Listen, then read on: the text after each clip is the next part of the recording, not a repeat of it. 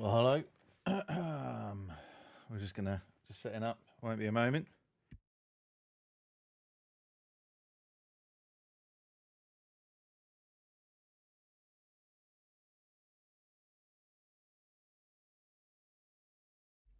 Right. Okay. Do. Got a right mess on my desk at the moment. What have we got on here?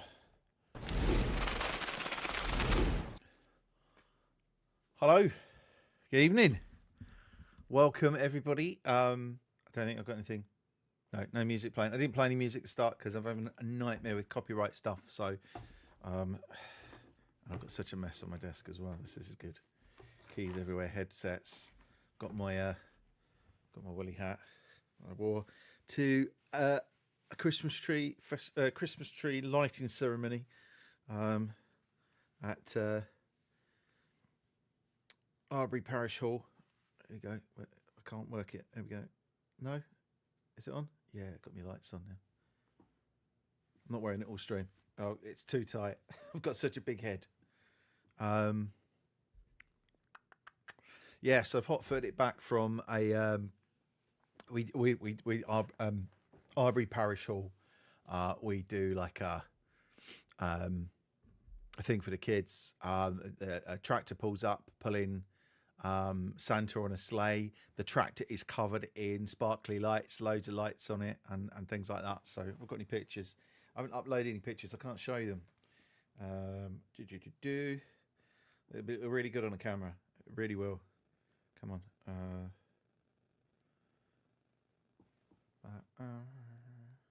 See if this shows up. Look at that. There you go. Tractor covered in lights. I spoke to farmers and the drivers and stuff. It's great fun. So we had like I was supposed to be a bit later, but I was like, no, I'm going to have to go. Got me brew in hand. And my world's greatest dad. I think I've had that for about 15, 20 years. It still hasn't broken, which is, I shouldn't say that, but I've got a few of those. But yeah, so hot footed back. Christmas jumpers on for it as well. Christmas jumper, sparkly lights on my hat, doing all the business, and then doing a big countdown, and then blessing the tree.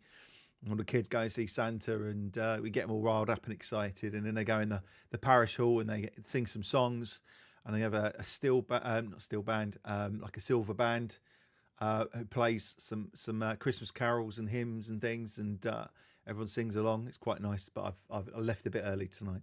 But it's amazing, good fun. I don't know, is the chat working? I haven't got a clue. Look, it is working, but it's not working on over here. That's great to know. Excellent.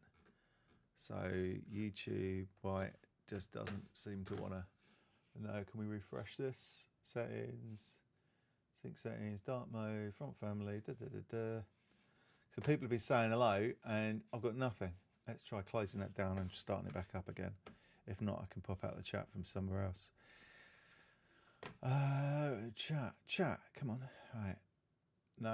No. Let's try popping the chat out from here. Otherwise, I can't read the chat. That would be interesting. YouTube Studio, he says. Content, live. And then let's see if we can pop this chat out. Pop out chat.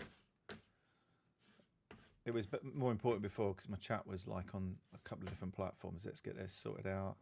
I could do with a larger font, but here we go. Abigail Fletcher, hiya. I'm going to answer some questions in a moment. It's all jumping about the place.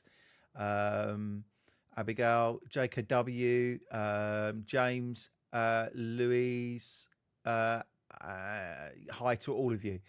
So here we go. Abigail, I'm thinking of moving and we'll be visiting January. Abigail, if you're about, give us a shout. I'm always about. So if I can help out in any way, if you want to chat over a coffee, absolutely happy to help out. And ask any questions here you'd like to, because it's a great place, because there's people who are on here who live on the Isle of Man already, who've already made the move. There'll be people in here who can answer some of your questions that maybe they found out. My situation was slightly different, being that I'm a priest, so I had some help with the move, and my situation can be different. So we'll talk about that. JKW, good evening, Simon. What started watching video support are thinking and planning for our move, the Isle of Man, in March, April time. Awesome. I heard, obviously, I'd seen your messages before as well. Appreciate you sharing discussions. No problem at all, JKW. Absolutely no problem at all. Anything I can help with that, again, just ask random questions. That's what it's all about, asking random questions in the chat about anything you like.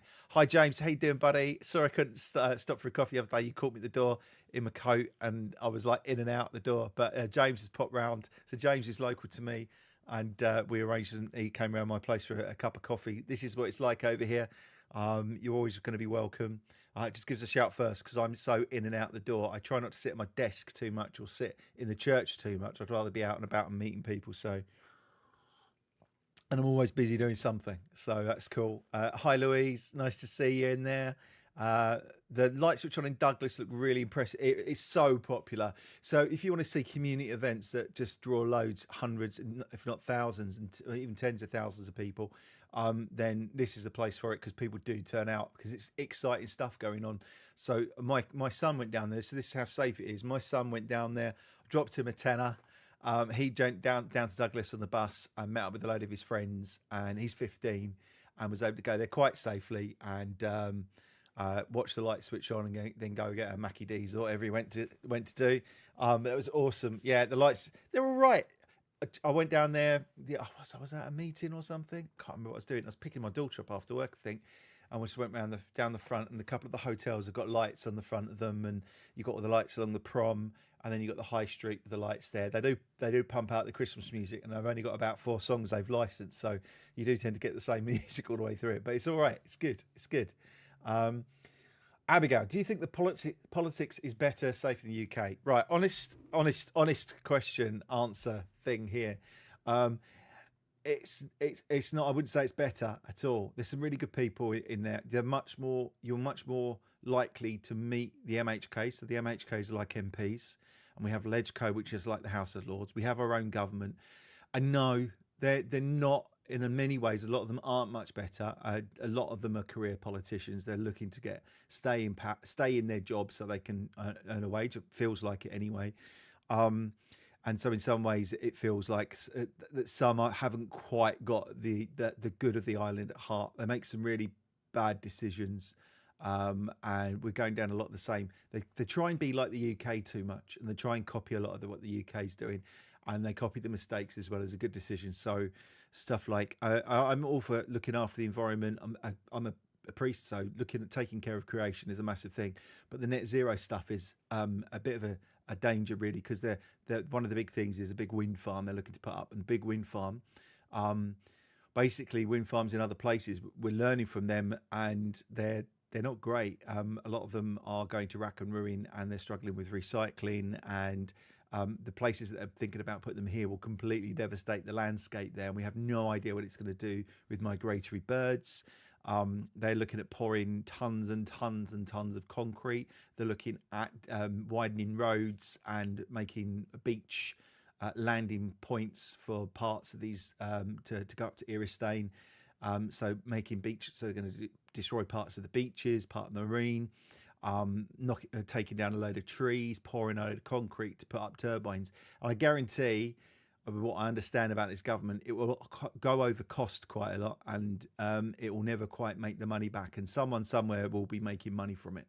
And that's the problem with governments that fall for this sort of stuff, is that they end up spending out more than they ever make back. And it won't make our energy cheaper. And for most of us, it's a cost of living thing. So, yeah, massively, if we can get renewable energies, the biggest thing would be to start rolling out a lot more of the great technologies happening with solar, but put it onto the roofs of people's houses. But they don't want to do that, because if you put it on the roofs of people's houses, then they don't need the energy anymore. So they're not paying someone for that energy. So the people who are making the money lose out. So they don't want people to have low cost energy at source, sort of thing. So, but I think, and big solar farms as well, they can cause all sorts of problems. But that is an option. We've got tidal potentially. But the biggest solution over here would be nuclear, and everyone hates that idea. And most people go, nuclear power, it's terrible.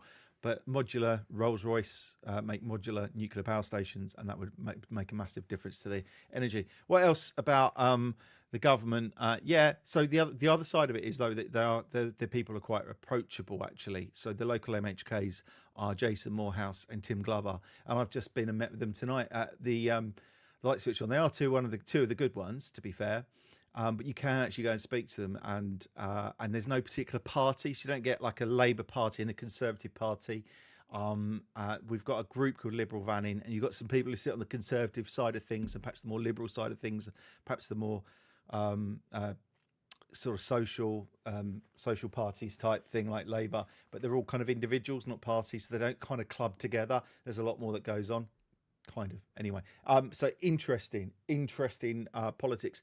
Don't expect to come over and be like overjoyed with the way things are run, but on the other side of things, looking at the way the budget's going across, there's lots of things which are better here, and also things like locally run stuff. So you get the commissioners, a bit like a local council, but like all the waste collection and stuff like that is run by local commissioners. A lot of the local infrastructure is run by the local commissioners. And there's a bunch of people that you'll probably see down the coffee shop, down the pub, and walking around the town, and you can chat to them all the time. They're not away from the community, so you can get stuff done, and you can get help, and you can literally speak to the people. But that's an island-wide thing. I'll catch up with a few people at the moment. Island-wide thing, in that, like if you're doing your taxes for the first time over here, because you have to do a return every year here, but you can literally go into the tax office and make an appointment and meet with someone from the tax office. Like, you'd never get into HMRC in the UK. You can get on the phone and you'll talk to the same person every time, pretty much, and they'll go and grab your file and they'll talk to you, and you can get through. There's none of this waiting for 3 hours to get through. And the systems for doing your tax returns so simple. It really is. So I think it's really good. What else? Hi. Sorry I didn't see you this week. My knee's hurting me this week. I had to do other things, so I'm sorry. James, never say sorry to me. It's all right, mate. Just give us a shout. Drop us a message when you want to come around for a cuppa again. Anthony, good evening. Tidying the garden over here. I don't like gardening, I'll be honest with you. So I try and avoid it as much as possible. I don't have that much garden anymore. My old garden just broke me in my old place. But this garden's much more manageable, and I'm still not looking after it properly. Front looks nice. Back looks like it is a bit of a jungle. Good to see you too. Blue on too. Nice to see you too, mate. Thanks for all the help regards to car stuff. I will get on that. I'm just trying to avoid any massive outlays before Christmas. But Blue on two's helped me out with some advice on, or someone else to approach about fixing my poor Honda CRV that's been off the road for, I don't know, 9 months now, 10 months, something like that. 9 months. It's terrible. So it needs to get back on the road pretty. And I want it for this weather. Let's have a look. Who else? Evening from the Wirral. Simply Alan. Thanks, mate. Well, evening to you too. Hopefully you're here to find some things out. Say hello. Happy to help with any questions you might have about the Isle of Man. The usual question. Oh, someone's at the front door. Usual stuff we talk about. So you can talk about living on the Isle of Man. Questions you might have about it. That's great. I'll be honest with you about anything. I love it here. Absolutely love it here. But I'm also very realistic. And so just ask me anything you like. If you've got any questions about what it's like to live on the Isle of Man, what it was like moving here, costs, if I can tell you that, cost of living over here, all that kind of stuff that you get. But there's any questions that might come up. Doesn't matter. Just ask away and I'll help if I can. We could talk about camping and hiking and outdoorsy stuff, what the walks are, what the countryside's like around here, what there is to see. Other activities, whether it be restaurants and swimming pools or clubs or whatever you might want to ask about the island, you can ask about that.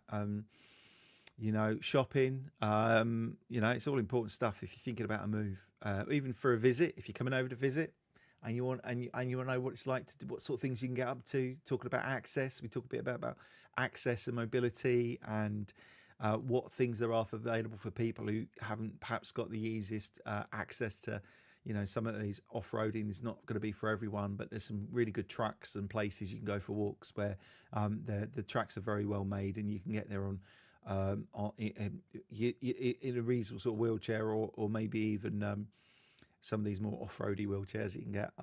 And people I know who've got on with electric scooter type mobility scooters have managed to get along some of these places. So friends of mine. So yeah, there's loads of stuff to talk about. That talk about church, that sort of thing. Anything you like. I don't know if we need a wind farm when we are surrounded by water. We just need to use the sea and the rivers width of the tides. We only have about 2 hours of 24 where no power will be made. Yeah, I think there's different ways of doing it.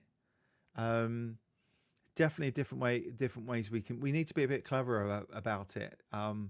There's going to be high demands for power in the future, and they're talking about having data centers over here and things like that. And it's like, well, you can't run data centers without reliable, huge amounts of reliable power. It just doesn't. It's not going to work. You need reliable.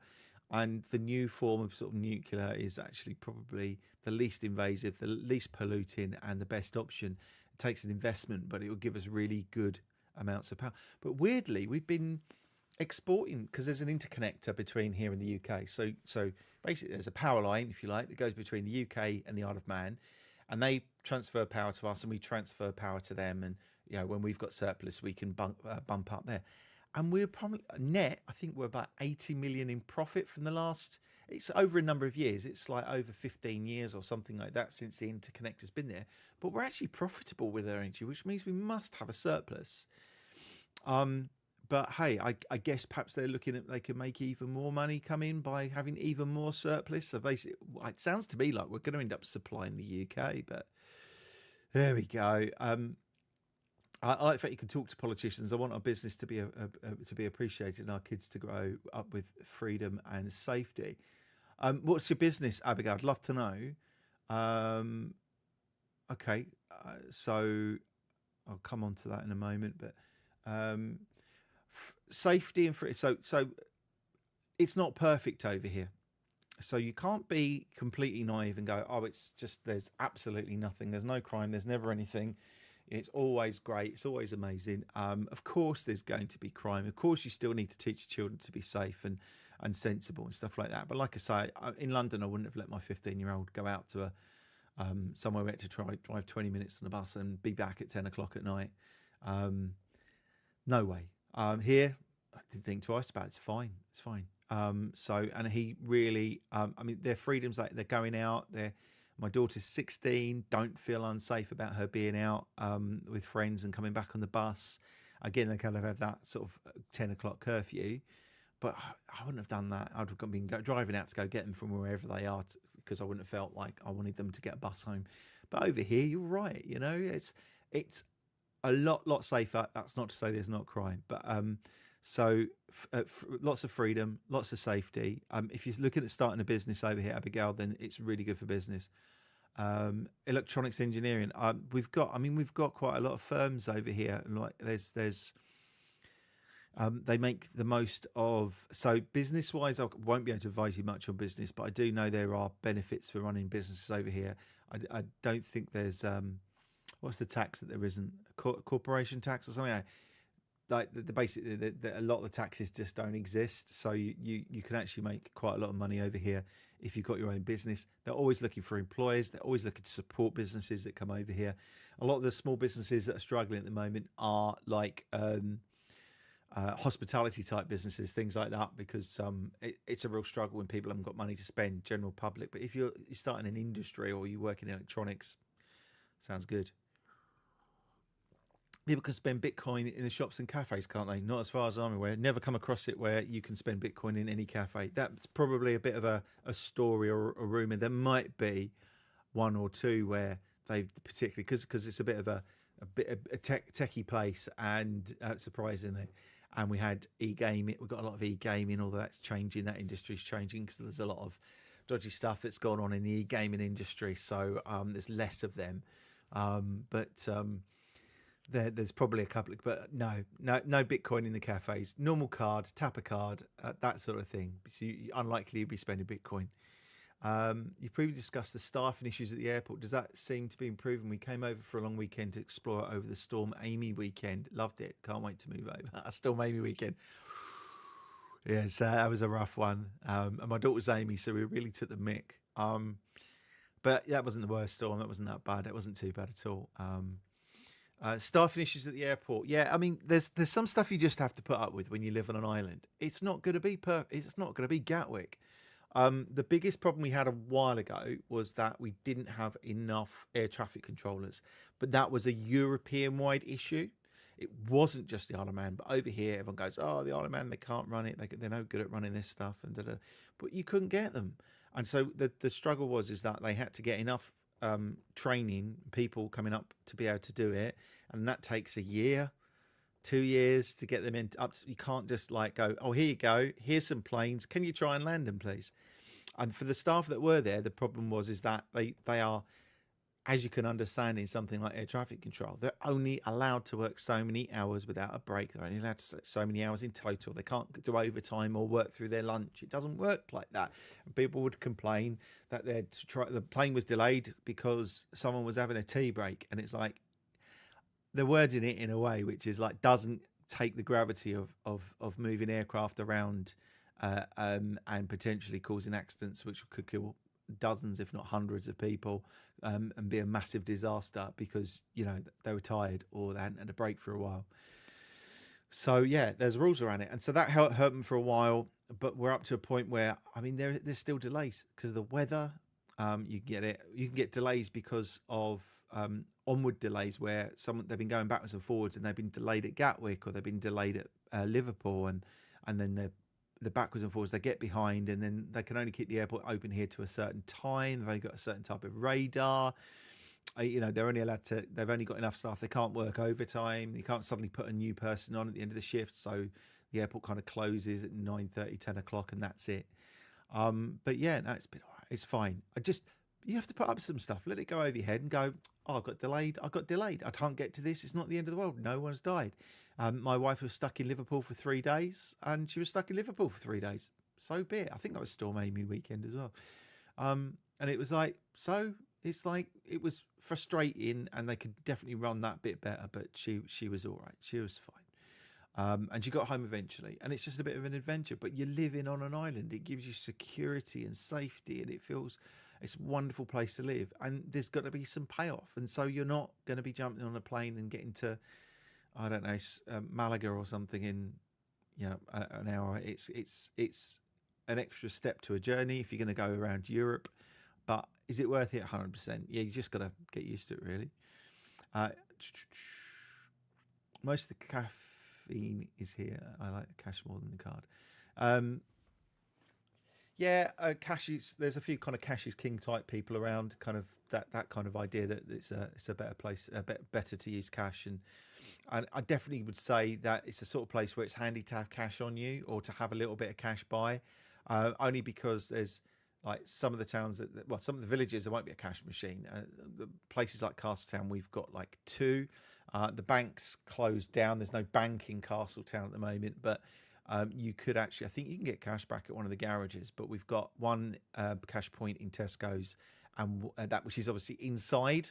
So when it closes, you can't get to that cash point. You got one outside at the town hall. It doesn't always work. Same with the Tesco's one. So if there's a problem, then it doesn't work. And then we had something to do with, I think Co-op was only taking cash earlier because something went down. What church do you work at? As I'd like to visit the service when I visit Abigail, you'll be very welcome. So through the videos, I've got, I think, 3 families who are moving over here, who have been emailing me privately and talking about if they're coming along. Someone asked, "Can we come to your church?" I'm like, "Yeah, of course you can, absolutely." So I've got 3 families moving across who are going to be joining us in church, and I think it's a really good place. If you're coming across, even if you're not particularly religious or if you don't particularly have a faith, there's lots of community that runs around church and lots of people who will, you'll be well connected. Most people who have a church over here will find themselves settling a lot better because you have to have something, whether it be a club or football or something that you do. whether you're into rugby or sports or the theatre or something. It's good to have something outside of the home and work that you've got that connects you to the community. Church is amazing for that. The stuff that we've got planned, the stuff we're doing at the moment, the age groups that we have, and lots of people from different countries. A lot of people from across in the UK. I've got South Africans in both my congregations, but we've got different people moving here. So it's not massively diverse, but it's getting more and more diverse. And you'll find that there's, I say, I've got families with kids, and older people. Sort of, we've got people in the middle range as well, sort of youngish people, 30s, 40s, 50s, and then we've got our elders in the congregation, so going up to 80s and 90s. So yeah, good mix, and it's really good. Oh, Sarah, sorry, Sarah, yeah. So the churches I'm at are in the south. So that's I've got one in Castletown and one in a place called Ballabeg. Ballabeg is Arbury Church, and that's a very traditional looking church and has fairly traditional services in it as well. Lovely place, great, amazing people. And St Mary's on the Harbour is in Castletown itself, right by the harbour. So beautiful setting, and both churches got parking around them if you've got a car that when you're over here, Sarah. So just come along, come along, join us, and any service you like. You can go into a site called A Church Near You, and that'll give you service times. You drop us a message, drop us an email. I'm just Simon. It's out there, but simon.archer@sodorandman.im, because this is the Diocese of Sodor and Man. So it's simon.archer@sodorandman.im. Absolutely welcome to drop me an email, and I can let you know about service times when you're over. But you're very welcome to come along. Great places to be, though.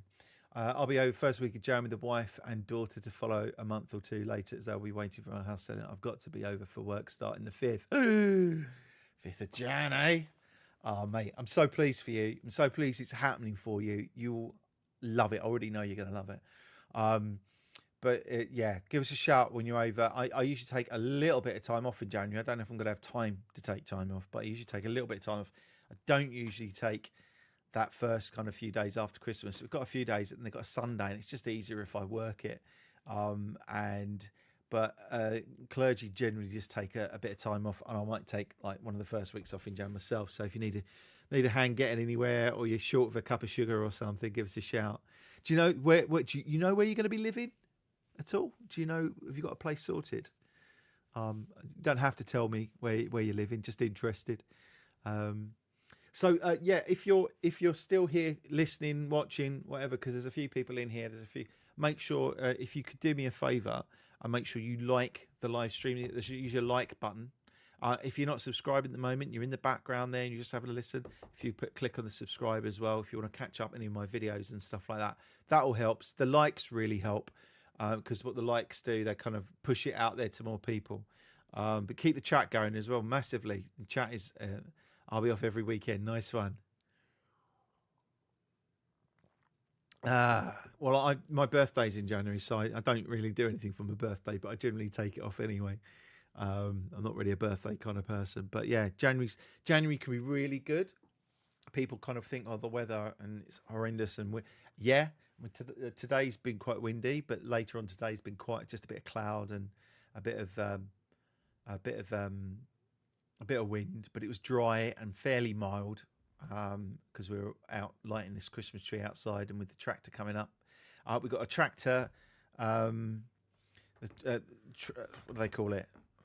Basically, Christmas tractor run, which is about 20-30 tractors or something, all covered in Christmas lights that come around and go around to Castletown and through Ballabeg and places, and it's just. They do the whole island. They're just amazing, and they look incredible, and it's a great thing if the weather's not too bad. I'll be in Onchan with parents, and then down in Ballabeg, hopefully. I'm so pleased. I know you said Ballabeg before, but I couldn't remember if that was right or not. But Onchan's great, but Ballabeg is just... Chatting to a guy tonight. Guy, he's another guy who goes walking, Guy Wally, and he was talking, and he was at the event tonight with a grandchild, I think it was. And it was like Um, is it Q stores as in Q stores here in Douglas? Is that who it is? Because I'll be happy if it is. Um, yeah, Ballabeg, great. I mean, literally, the conversation we had was how great Ballabeg was for families. You've got schools up the road. You've got are really good for the youngsters. Castle Russian's not far away. It's still quite rural, but it's still not far from anything. Great community stuff going. I was just chatting to Phil tonight. He's Phil Kringle, local farmer, and he'll be. I'm going to drop him a message, and he's going to deliver all my logs for my wood burner. He ends up delivering this big ton sack of wood, and that's kept me going all the way. I've only just finished using his sack we got, I think, January, February time last year. But having a wood burner is really nice. If you can get a place, get a wood burner fitted. Honestly, there's nothing like it on a cold night, sitting there with your socks in front of a wood burner on this island. It just makes it, especially if you've gone out for a nice, cold, refreshing walk. Get home, feet in front of the fire. It is indeed. Hey, all right, buddy. I love Q Stores. Is honestly just the most brilliant place. I buy my kids' cargo stuff. I got my Mora knife from there. He can't like order stuff like knives online. It sounds awful, doesn't it? You talk about knives, but for like when I'm out camping and stuff, for bushcraft, if you like, campcraft stuff. Yeah, you need to get down to Q Stores. It's in Douglas, and it's like I was just sending one of my guys. Ron was looking for a new pair of boots, and it was like, to be honest with you, you go to the shops, like the camping shops, and the boots they sell, they're just not that great. And head down to Q Stores. He's got all the army surplus stuff and like new stuff, fatigues and boots and stoves and God, what else have I picked up from there? Well, everything. One of my many beanie hats. That was one from there. Can't remember what make it is, but anyway, beanie hats, combat stuff, whatever it is. Bits and bobs. You can get down there. Loads of stuff. So when you're over here, good clothing is really important. I picked up, I think it's a Polish Polish army thermal kind of hood, like a fleecy top thing, and it's got the thumb holes in it, and that was really good. But yeah, you can pick up like loads of base layers and bits, and we got thermals, and it's just so worth it. Always head down to Q Stores, kit yourself out, and you'll never be cold. Let's have a look at James. I don't know if I'm being biased, but the Isle of Man is the best place to live. I've been here from the day I was born, always live in Castletown. James, you are biased, but you're allowed to be. It's an amazing place. It's a great place. It's superb. It really is just and just don't get pulled into the moaning about everything. There's stuff that's crap. There really is, and there's stuff that just if you remember what it was like living in. If you come from the UK and many other places as well, you'll go. This is not a big deal. Like the stuff that gets complained about is just not a big deal. Most of the stuff is like lesser stuff, but we'll always find something to moan about, won't we? If it's not, the paving slabs in the square are a bit slippery and people keep slipping over on them. So that's a big deal. Parking in the square in Castletown, huge deal. Doesn't matter what it is, someone will find something to moan about. So that's just what it is. How's the Ham Radio Club going? Good, Anthony. Yeah, I'm getting there. I've missed a couple of nights because I've been busy.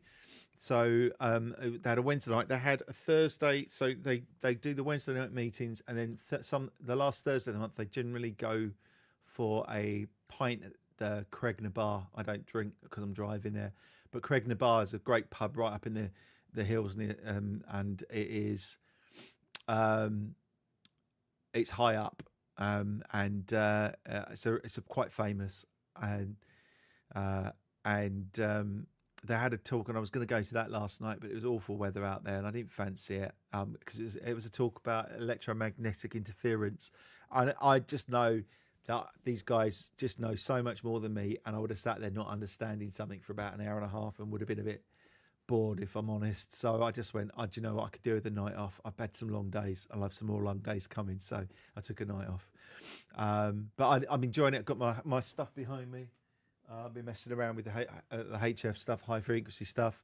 I've only got a random wire antenna, But I'm looking at in the new year starting to put a white stick up so I can do some of the stuff that I need to learn before I start messing around with like doing exams for it. So well, I'm still playing with it, and the good guys, and I'll be probably there next Wednesday. I can't next Wednesday, so next Wednesday when I'm supposed to be at the Ham Radio Club, get this, I'm going to be going to Douglas to listen to my daughter at the Villa Gaiety. She's in the Cathedral Choir, and she'll be singing, and it will be singing with the Wurlitzer, with the Dr. Littman, who is the choir director, musical director for the cathedral. He can play a Wurlitzer. And if you've ever seen this sort of thing, literally there's a whole room behind this that has instruments and stuff that makes all the different sounds. It's crazy. So he'll be playing the Wurlitzer, and the kids will be singing. So we've got tickets to see that next Wednesday. So it's awesome. For Santa on bikes as well. So yeah, we get there's lots of stuff like that. Like there's so much going on this time of year.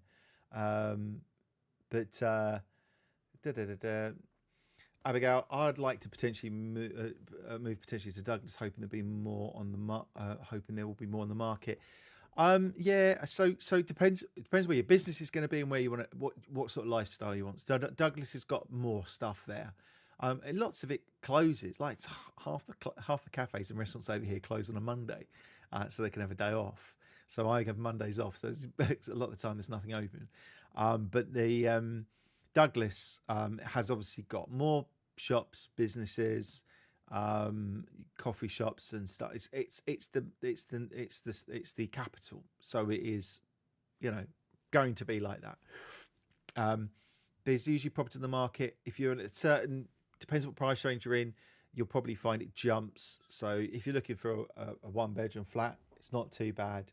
And then if you're looking for a 2 to 3 bedroom house because it's a family home, boom, the price goes up. But it's still comparable to the average house price over here is higher than the UK. They always compare it to England or the UK. It's such a bigger place and such a higher population.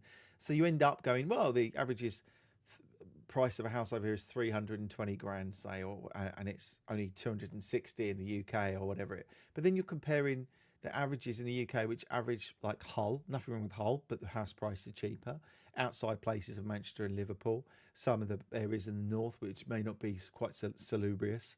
And then you've got obviously you've got your London prices, so there's going to be an average, yeah. But you can still find. I mean, I was looking today, just looking at sort of flats and things like that, and you can start getting flats from 100 grand.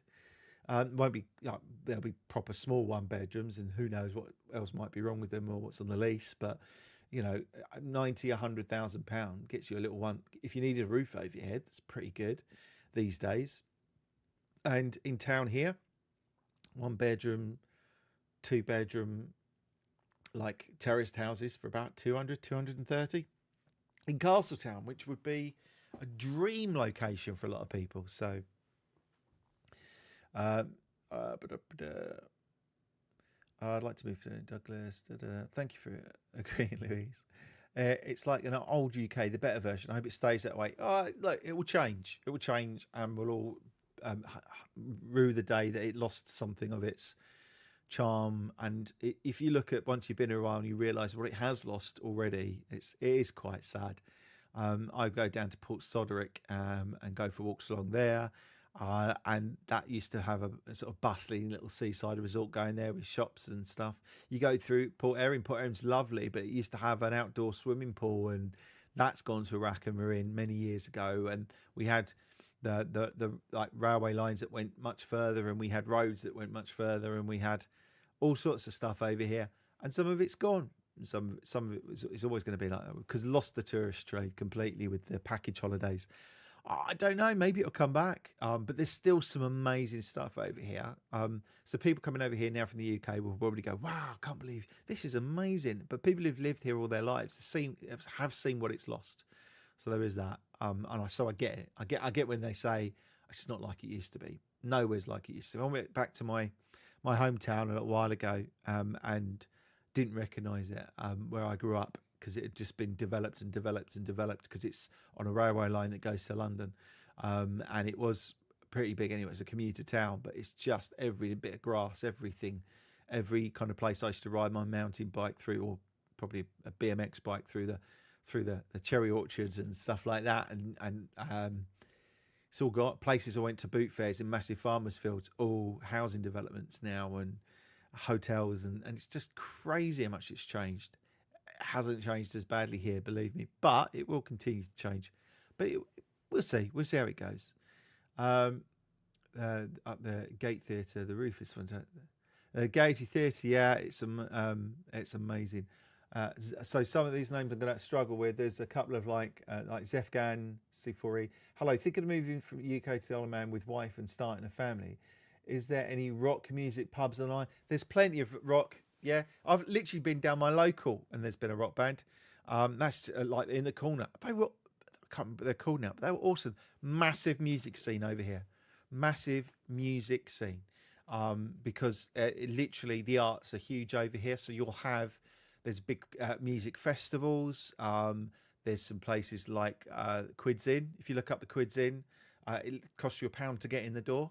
But it's like slightly cheaper beer, and they have bands on all the time. But loads of local bands come over, and then you've got bands that play at the theatre as well. But yeah, the music scene, not a problem. If you like rock, not a problem. If you can play an instrument, you'll find a band. They've quite a lot of outside sort of concerts. You think it's TT, right? So Biker Central, absolutely. Will you get rock bands over here? Yeah, you will. So you'll love it. Plenty to do. Plus all sorts of other music. So you get a lot of folk as well. So you get rock, mainly rock and folk.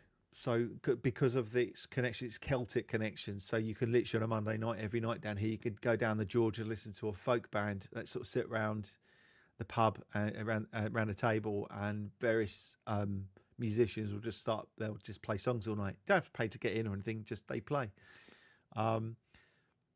And also, do you notice a difference in how food tastes? I imagine with all being proper local rather than supermarket meat, it smells better. So don't forget, you have to go and shop and buy the local meat.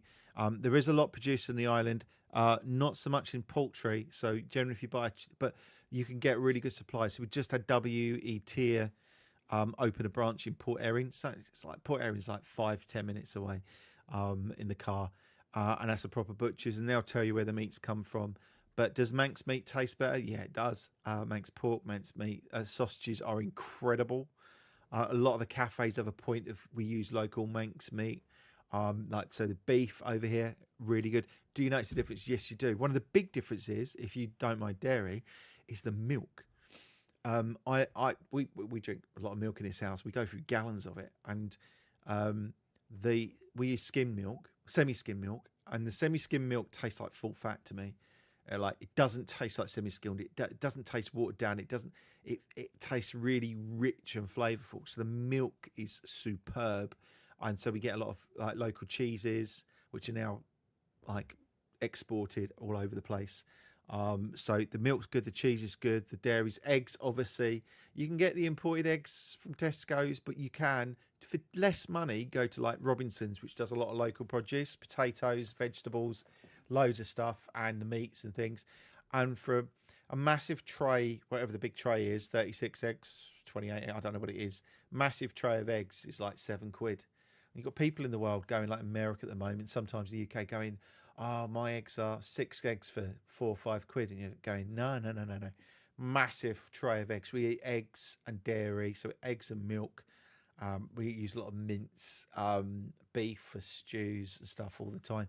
And I got and I got like a bag of like stuff for about a good sort of 4 or 5 meals of local meat for 4 of us. And it cost me about £30, and it was just the best stuff. So it's good. Food taste. On our visit, we all agree that tap water taste is so much better than here in England. Yes, so the water here is obviously it's soft water. There's no hard water. So no more worrying about kettles. If you're in a hard water area, so I was down south side, hard water, and washing machines would break down, kettle will fill a scale and all the rest of it, watermarks in the car. Here it's soft water, really, really soft water. So you don't have any of that. Kettle spotless, don't have to do anything to it, no descaling, nothing like that. So it's really good, and it is nice. And when it's like this time of year, it's really cold. Coming out the ground, it's like, oh, it's lovely and cool and fresh. They still treat it, but if you really want to, you can go. I do grab my, when I'm out, take my filter bottle with me. I do. I don't always do it when I'm doing but when I'm doing the videos, but sometimes I take this out with me, and that's actually got a filter built into it, and you just put the water in it straight out the stream or the spring. Oh, I should have undone that a bit. That's better. Water straight out the stream and drink that off the waterfalls or whatever, as long as you filter it, because the trouble is stuff dies upriver. That's what you got to remember. How many colleges are on the island for 16 plus year olds? So you can go, they can go into 60, like a sixth form. There's different sixth forms about. You could put them in King William's College, which is the private one if you want to pay for a private education. Very good. That's in Castletown. Really great place. I pop in there for the odd service here and there. But so you've got King William's College, but there's just like one university college, Isle of Man. So the University College Isle of Man you can do degrees there and things. So my daughter, for example, is studying forensic science and criminology at college. So they do quite a range of courses, kind of your standard stuff. Or you can do, but the college is great. She's got on fantastic. My other daughter went there as well. My son's thinking of going there. It's not massive, but it does everything from trades there. So if people want to get into a trade, they can do trade training there. So you can, but a really good range of courses, and they do all right. And then the kids go to university. To get qualify, I can't remember how many years it is. Is it 3 or 4 years, 5 years? Might be 3 years. To qualify for the university support, they have to be here a number of years. That's the only thing. So something to watch is where they would get their university funding from. That you'd need to check with the UK student loans people. My son managed to finish his degree because he started when we lived in the UK, but my daughter might have had to have waited a year to start her degree to get the funding from, but she decided not to go off to university in the end. But my daughter will qualify to go to university in a couple of years' time, and she will actually be better off funding wise, because the way they do the funding here, it's not the fees for the course are paid. I believe this is what I believe. I think. And I think it's you have to pay something towards it, but you can do that as a student loan as such. So you can do all the bits. I think you end up with about half the debt that you would if you went in as a student. So a student could go in and walk away with 60 grand's worth of debt. I think the maximum you'd have is about 30, which is really good. So you're talking about half the debt for going to university, which is massive life, like for someone who wants to kind of not have a debt hanging over them their whole life. Zefgan, that's no problem at all. You'll love it. If you love music, you'll love it over here. There's always something going on Friday or Saturday night. Easy enough. Trek, how you doing, buddy? Even just pop and say hello. I've been away in Centre Parks. Oh, so you're now broke. There's no way you got any money left after Centre Parks. So welcome, Treg. Treg is obviously the richest person in chat at the moment if he's been to Centre Parks. But come back in the boat tonight. Love coming home. Great little lie out, no matter how good the trip. Honestly, that's such a feeling. Once you've lived here a bit, you kind of there's this feeling like you're coming home in the plane. My wife's just come back a little while ago from being away to see family for a week, and she flew. And you're coming in, and it's just like it's almost like this weight lifts off your shoulders, because you might not see it if it's late at night or really bad weather, but you kind of come in and see the island ahead of you, or if you're sailing on the boat, then you see it come into view. It's such a feeling that you get. What was David Lammy doing with the government? I saw a photo. Oh, who knows? They were working on some. I don't know. To be honest with you, I think generally the politicians that go over to London to meet with people just do it. It's a nice little jolly, isn't it, really? I don't know what, something they were talking about, trade or whatever, international relations with other countries or whatever. That's Lammy's job, isn't it? Foreign secretary or something. I don't know. I saw the picture. It's not that exciting. They'll always kind of have this connection with the UK government. It is a crown dependency. Is that a massive effect or Halo ODST? Neither, Zeph. Zeph. It is. Let's get a closer look. It always gets spotted. So, do we know what it is now? Do we know what it is? This is the Doom Eternal helmet from the Slayer. So I got given that one. I did some work with Bethesda. If you type into your Google search engine at some point, Gaming Vicar, you'll find a whole load of stuff about me doing like gaming ministry, and so I did a lot of that. That part of they basically paid me to do a live stream with them, and I got a big box with the helmet and the game and stuff like that. And they'd already given me the game as a code, but I got the game and loads of other bits and freebies and stuff. So it's quite cool. So I did that at the QuakeCon event. It's kind of cool. Very fitting, yeah. It was, well, that was it. So the whole thing was Zeph was I was doing this thing called Prayer versus Slayer, so I was the Prayer, but it was actually the Slayer in it, sending demons back to hell, killing all the demons. So yeah, it was kind of cool. That's why they looked for. They must have just Googled video games vicar or gaming vicar, and up I came, and so they gave me a call. If you like your history, it's great for that here too. Yeah, it's a good place for. I mean, it's all sorts of things you could be interested in, whether it be history, culture, language, music, particularly art. If you're into art, it's an amazing place. Loads of different kinds of artists, from photography to paints and oils to. We've got. I found out. Well, a couple of people in my congregation are naturists, but there's a naturist community. There's people who are into gardening. There's any club under the sun you could think of, you'll find over here. 1010.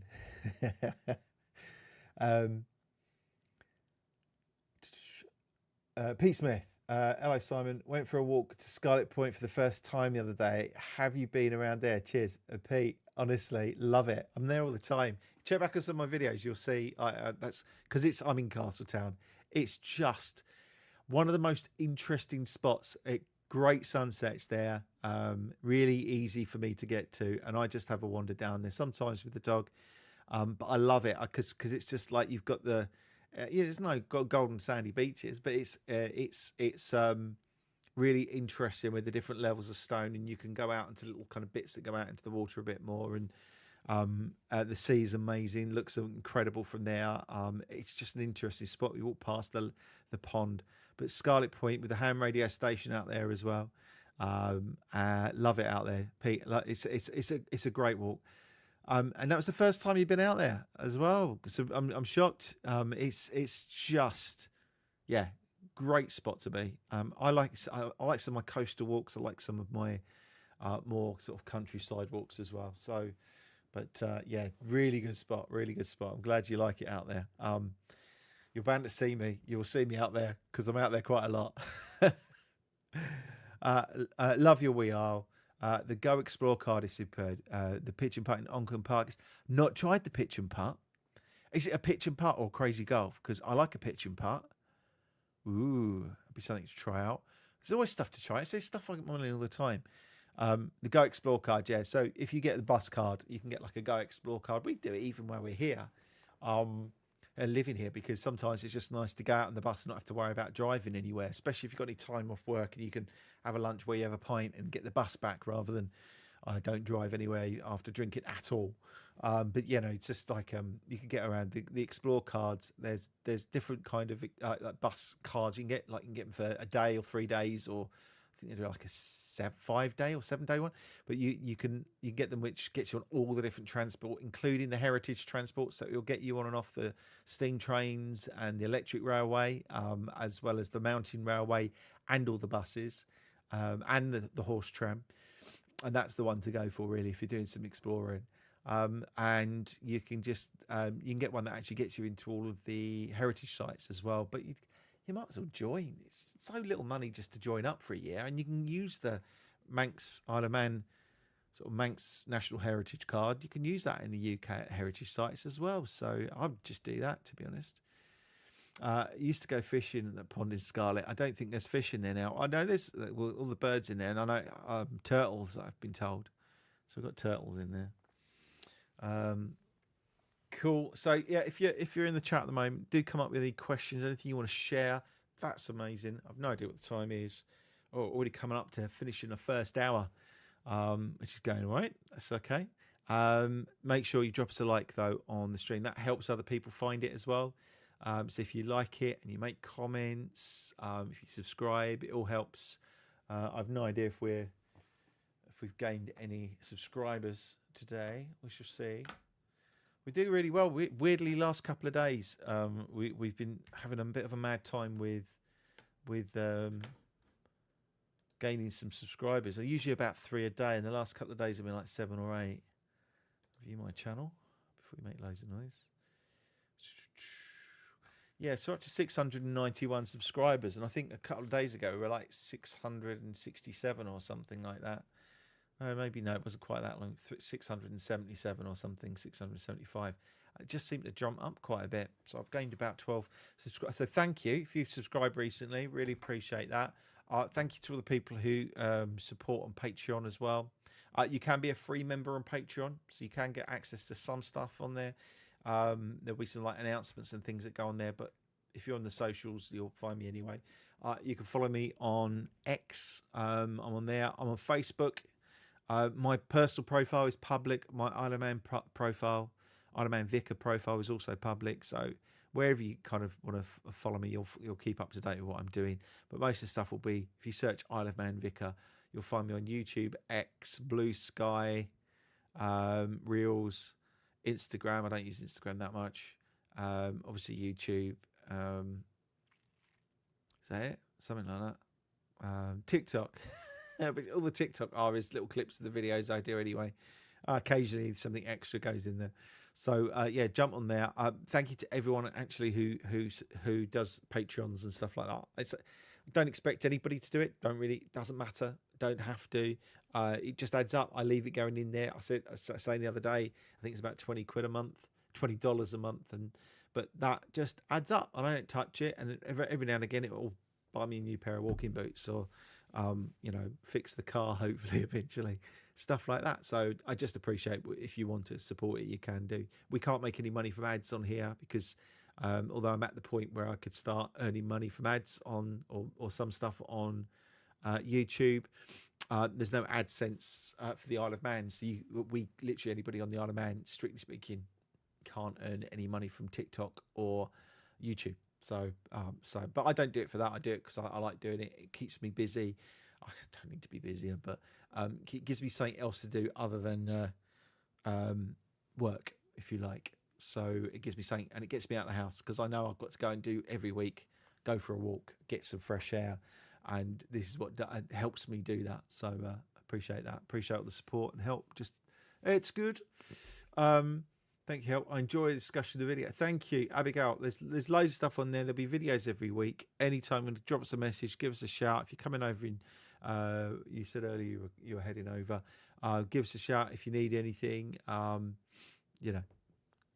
Advice, what I can give. I've only been here 2 years, so I'm not like the centre of all knowledge, but also I have got that recent experience of moving here, so I'm probably not as good as all the information about the place. But I'm really good for knowing what you go up against when you move here, challenges wise, 18 holes for £2. Play as long as you want. That sounds amazing. I might have to go along there. JKW, I think my sis-in-law says Stripe isn't permitted for payment receipts on Isle of Man. Are you only approval, Simon, or others in online chat perhaps? Yeah, there's Ripple for payments. What do we receive? Some stuff through. See, our stuff won't be. Us to give a little. Whose is that? That might be an online giving more than. I can't remember who it is. Give a little.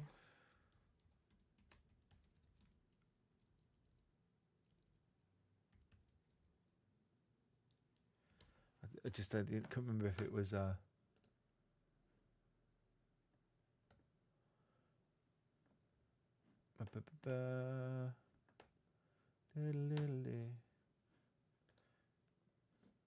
Sum Up. Sum Up was the one that we used for, because I used Sum Up in the UK as well as here. Is it Ripple? Tell me it's Ripple. Surfer. They're laughing at me, but I'm sure something called Ripple. I don't know if it's any. I have no idea what it is, but I just saw some person saying we're using Ripple now or something like that. Definitely, I said Ripple, nothing else. But they're Sum Up. I don't know for online payments. But the thing is, there are like business groups on the Isle of Man and digital groups and stuff like that will help you with some advice on that sort of thing before you move a business over here. You should be right. I don't understand, Surfer. You're laughing at Ripple. Have I got it wrong, or is it just a really bad system service? You said Ripple, made me chuckle. Thank you. Okay, I'm glad. If it makes you smile, it's worth it. Yeah, I heard something about Stripe. But I've not come across it. Not something I've needed to worry about. So I wouldn't want to give advice, especially when it becomes when it comes to business. I wouldn't want to give you an advice that might take you down a wrong line there. Cool. So anything else? If you, I mean, I can talk about my week. I can talk about stuff I've been up to. Quite happy to do that, and just you can think of anything else. I've just heard it recently about Ripple. So, and that's just come off the top of my head, and I saw an ad. Not an ad. I think it was something about a local business using it now. So. So there's that. I mean, Stripe is a funny one, isn't it? Because I'm sure I needed to set up a Stripe or something like that when I set up Patreon or Buy Me a Coffee, one of the two. I think it might have been Patreon. But I had to set up something wild so that it'd actually work and I could get paid on that. But it seems to work all right. But I have a question out of curiosity. Here we go. Looking on Google Maps satellite view, just north out of Ballabeg on the B42, right? Okay, B42, immediately before Ballacree Farm, there's a property on the west side. Okay, here we go. So this is like a treasure hunt now. So Ballaghead on the B, no one knows B52,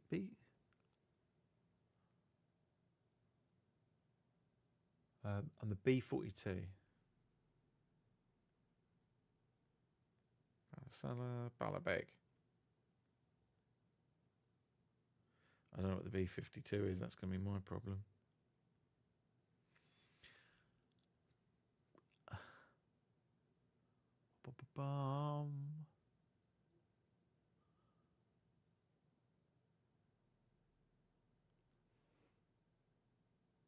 No, definitely don't mean Reveille. It's definitely Ripple.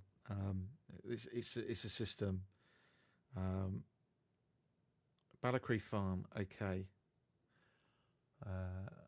Beautiful Ballacree Farm. There's a property on the west side.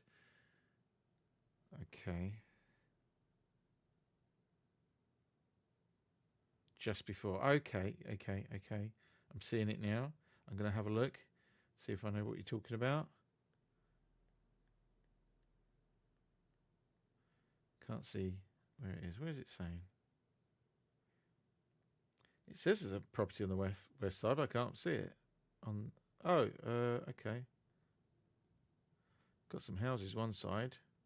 Yeah, just a house. I think. Where am I looking? Of course, this is 15 years ago.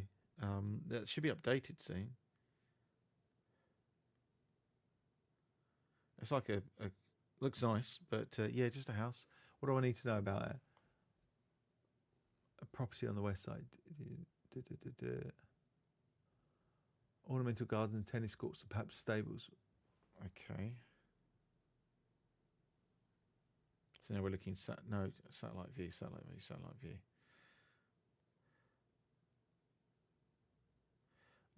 Maybe I've got an older one. Oh no! I think I know what you mean. Yes, I know. I think is that the place that was going to be the old Gypsy King was going to go there, wasn't he? Perhaps stables. So if it's the one I'm thinking of, I mean, there's a lot of there's loads of properties like this in the Isle of Man because obviously a lot of millionaires and billionaires come here. There is one up there. I think what's it called? Is it Ballagorn? There is a place up there. There's a mansion house which was the one that he might still be coming here actually. What's his name? Gypsy King boxer Tyson Fury was looking at. I know he came over to look at it because I know someone who knows the person who owns it. Because she's just moved to the south of England, but she was she moved back to the UK, but to be near family. But she did know that is it Stella Place? Oh, I don't think it's called Stella. Maybe, don't know. But yeah, there's loads. Look around the island, plenty of like properties like that. Lots of millionaires looking to move over here after the last budget as well. Don't forget, no inheritance tax either. So a lot of people are looking at this now.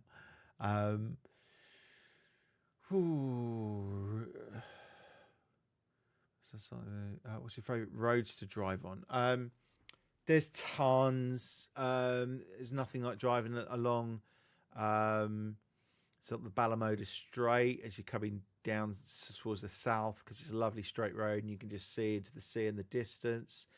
Some great roads up around the mountain, but I would say Duradal as well. It's a bit rough, a bit off-roady. But there's also some really nice roads. Check any of the roads that fall on the TT course and some of the rally courses as well because they've usually been really well looked after.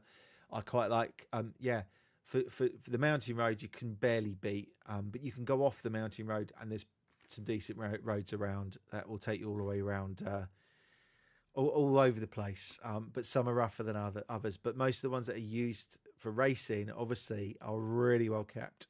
And there's loads of places that if you quite like driving a bit quicker, they're unrestricted, so you can go as fast as it's safe to go. So there's so many good driving roads on the island. In fact, I think there's a guy called Amadeus something or other, Isle of Man, Amadeus IOM, and he's done his favourite driving roads video on the island. He knows the island a bit better than I do, so it's really good. Curious if it was open to the public, unlikely. There's a few places on the island which are open to the public. We've got next to our church, we've got a place that was owned by, I think, was it the Wilkinson Sword family or the Gillette family or something like that? It was worth Parville next to us, which is next to one of my churches in Ballabeg, and that is open from time to time. Opens for us when we do our summer fair, and you can walk around the gardens there, and there's a few houses like that you can do that. We used. Have I missed someone? How about removal companies? Is it better to organise using an Isle of Man firm to move from England or use a UK company? I'm thinking the former. Always use an Isle of Man company. Couple of really big reasons. Firstly, they will often you might get a better price because they might be coming across to move someone off the island, and then they can get you on the way back. They know the road's better over here. Permits and stuff like that that are needed for doing things over here. They can do that. So you'll find they'll know the system way better. Whereas someone coming from they might be used to international removals. They might not know the system. They might not have the best prices for the crossings, and you'll end up being charged more. It's not cheap, but it's better to use an Isle of Man removal company. These are Callister's, people like that. Who did you? Corkill's very good. I can't remember who we used, but they're generally the big ones are all right. They're really good. Yeah, it's not sure. I'm missing a few of these. A surfer. I don't know much about whether it's payment systems or receiving payments or receipt systems or what it is, but I just saw something for Ripple, which I think was being offered as a solution. Because there's so many problems with some of the payment systems on the island. They, like Black Horse has stopped doing loans over here all of a sudden. So you can't do the personal loans with Black Horse. But we got companies, we got banks over here, international banks, and we got like HSBC and NatWest run the Isle of Man Bank and things like that. So it's not the end of the world. Just banks get a bit nervous over here because if you don't pay stuff, there's no. I think you can have bailiffs. You can't have the bailiffs that come to your door and knock on your door. That's not allowed. They get you can be arrested for that. I think if I'm right. Again, I might have just made that up. I'm pretty sure you don't get bailiffs over here, and they can't send people from that's why they don't do credit cards over here from UK companies because they can't get the money back. If someone just stopped paying, there'll be nothing they could do about it really. Google Onken Park. The breakfast is the best on the George's. I'll see about that because I'll definitely go have a breakfast there. Onken Park, breakfast is the best on the art. They have the racetrack, yeah, real go-karts. Someone love it there. Come on, the Gunners, hey, absolutely. Great result on Wednesday versus Bayern. Chelsea next, absolutely. A massive gooner, and love it at the moment. But I'm just like at the moment, it's just too good to be true. But what results? And they just all like so many of the pundits hate us. So many of the other fans hate us, and I don't get it. It's just like. It's like we've not won anything yet. It's all set pieces. And it's like we've scored more from open play than any other team. But no, it's all about set pieces. What do they want us not to score from corners anymore? Because that's just not fair. Oh, we're making the game boring. 3-1 against Bayern, we're boring. 4-1 the other day. It's just like, what's going on? Why can't people just appreciate how good a team we've become? And how many scary youngsters are coming through. I've heard about a new youngster coming through who's 13 and he's already playing like under 16s. And it might be just talent coming through our system. And Max Dowman.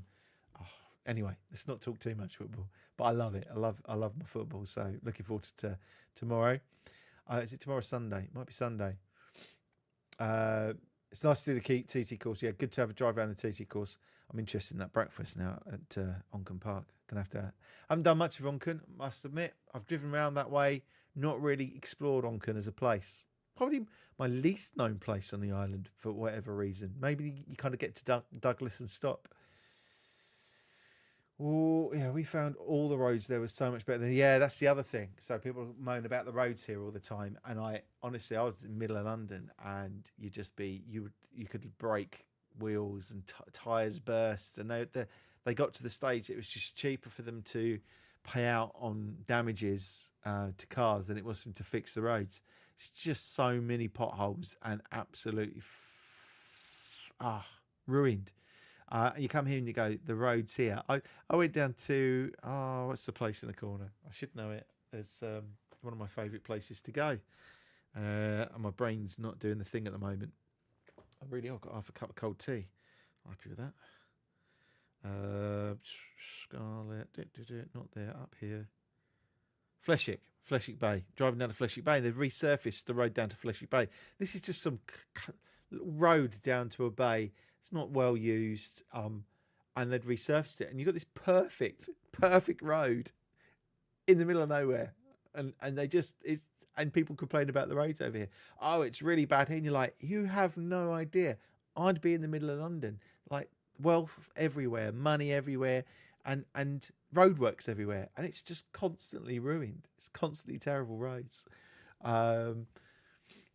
The pundits I listen to say Arsenal for the league and the Champions League. Champions League is like 10 minutes of madness and you're out. With last 16, it's different during the league stage. We're top of the league stage because that's about consistency. But the next stage is going to be really different, and we could just get knocked out 1-0. That's it, done. There's some great teams in that. Yeah, Kieran Tierney. Yeah, absolutely. I had high hopes for him. He had his moments, didn't he? And then he, I think he had quite a few injuries. Jamie's removals. Is that guy with transport?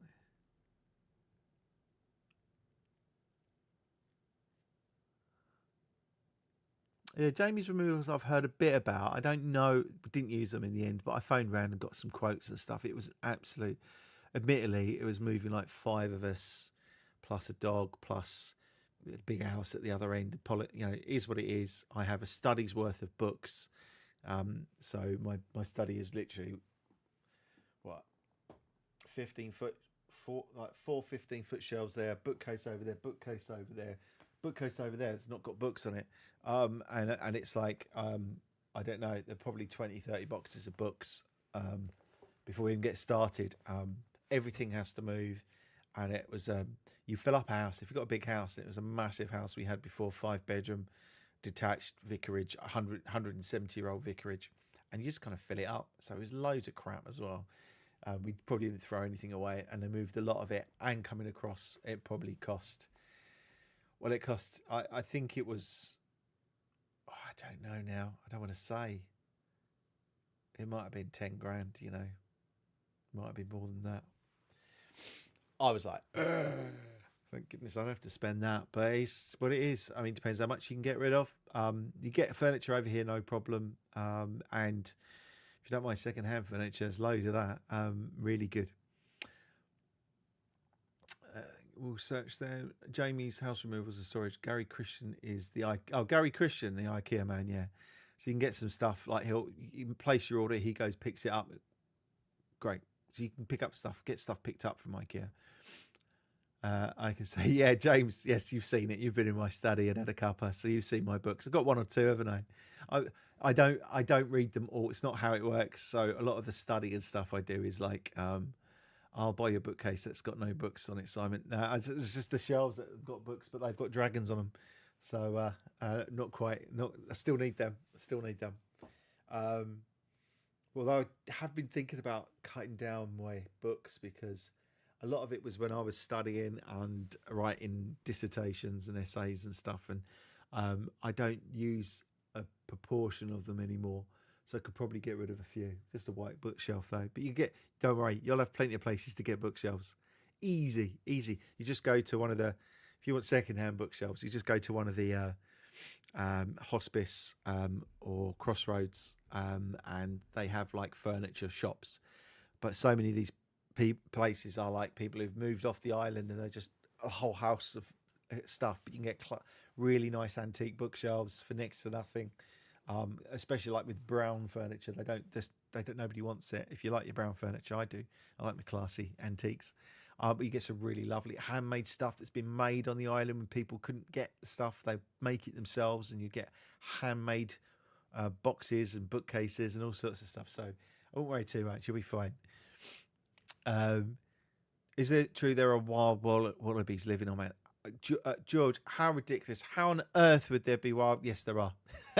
there are wild wallabies. They escaped from Currag's Wildlife Park, and they've made home. So they've been breeding. They kind of keep to themselves.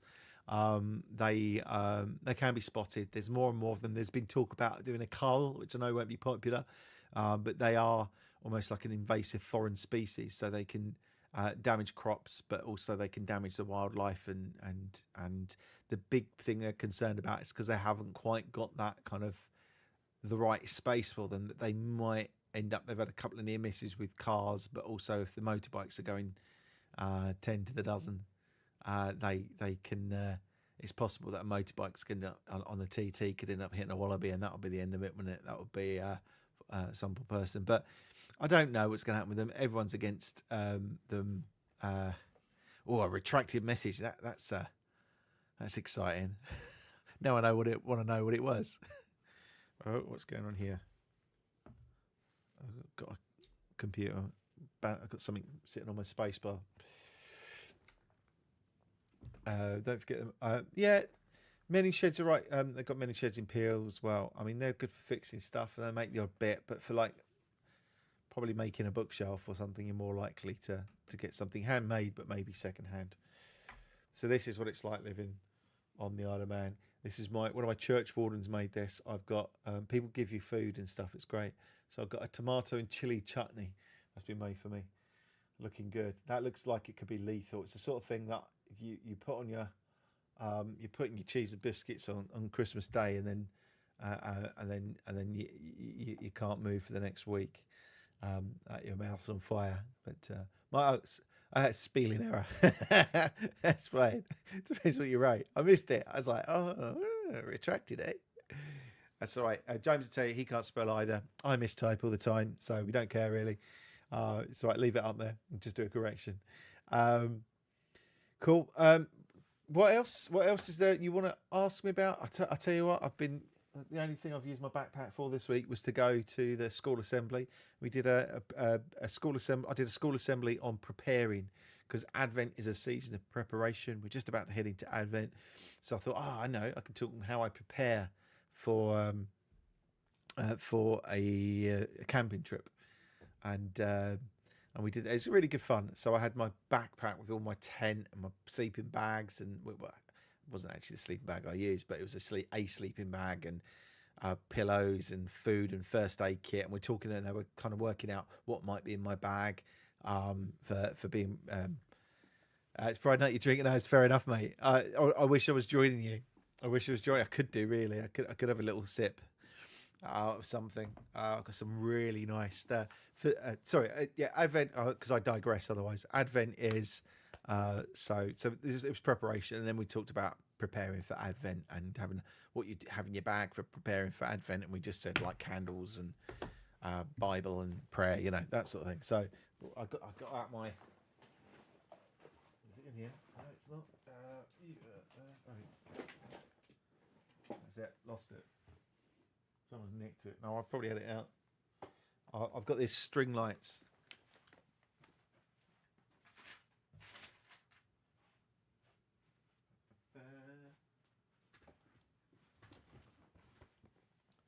What have I done with that? I'm getting nervous though now because it'd be fine. It'd be in here.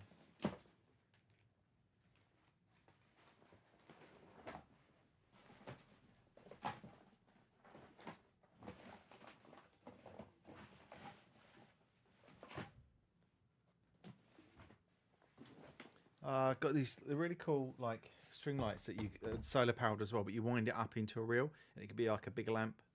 That's a shame. Can't find that. So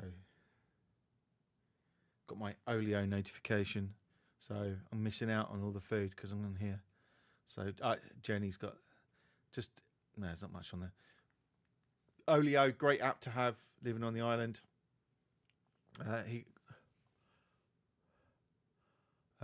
The question was about Isle of Man meat processing. There's a few problems with the meat processing plant. Hold on 2 seconds.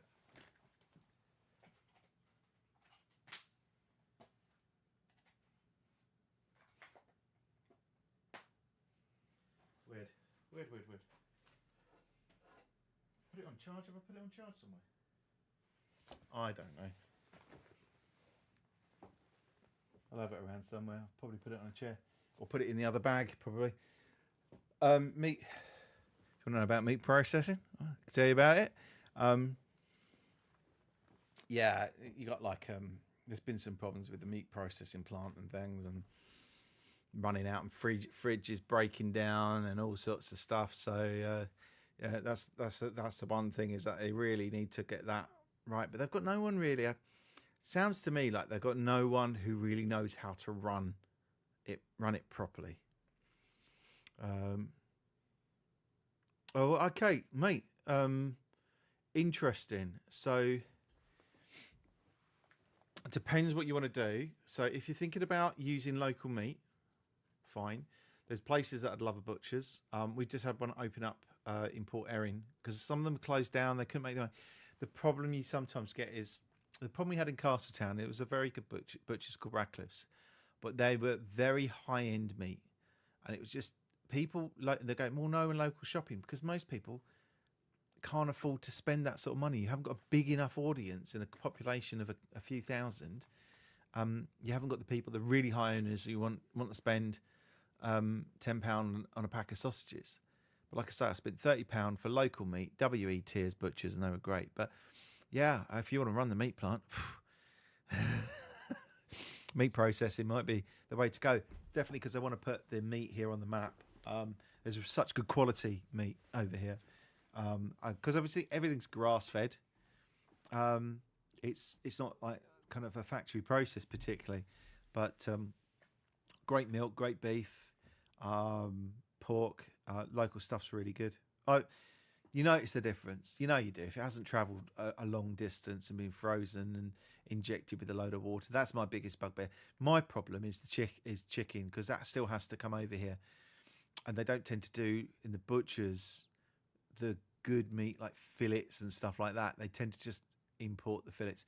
The problem I've got with most like poultry is the injecting it with water, like literally puffing it, and it all comes out when you're cooking it, and it makes it taste vile. And I'd rather have a small. It's like if you get good, really good, high quality sausages, you don't need to have like when you get the cheap ones, you need like 4 sausages, and they don't fill you up because it's all filler in them. You get really nice meat sausages. You only need a couple of sausages, and they're more. You're struggling to eat them because it satiates you. That's why we do like carnivore diets. And I play about with the kind of a part carnivore diet at times. I've no problem with eating just eggs and mince and things like that, beef mince, because honestly, you just feel full for such a long time. But it has to be good quality meat. If you've got the good quality meat, you're all right. James, near butchers in Castertown. I go to A&J Butchers in Robinson's. A&J Robinson's has got a really good butchers there. I think they're on the pricey side. Tears is great and really good value. Can you bring your puppy dog in these live broadcasts, please? Well, Luna, I could probably get her to jump up and lick my face. Let's see if she's about. Get her a treat.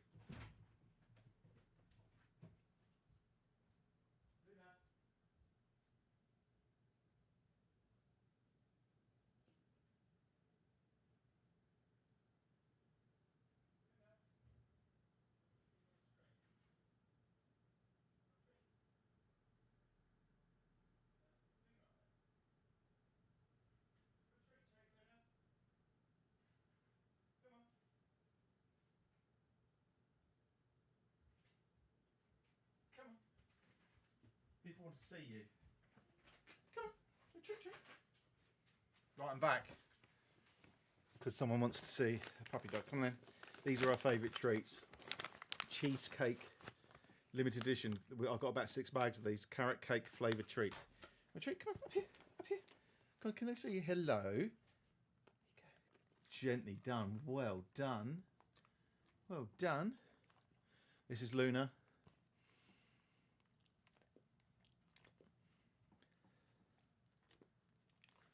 Another one. Go on, because you've been a good girl. I know you're being a good girl and sitting down, and I'm getting you to come up on me, and you know you're not supposed. Come on. So this is Luna.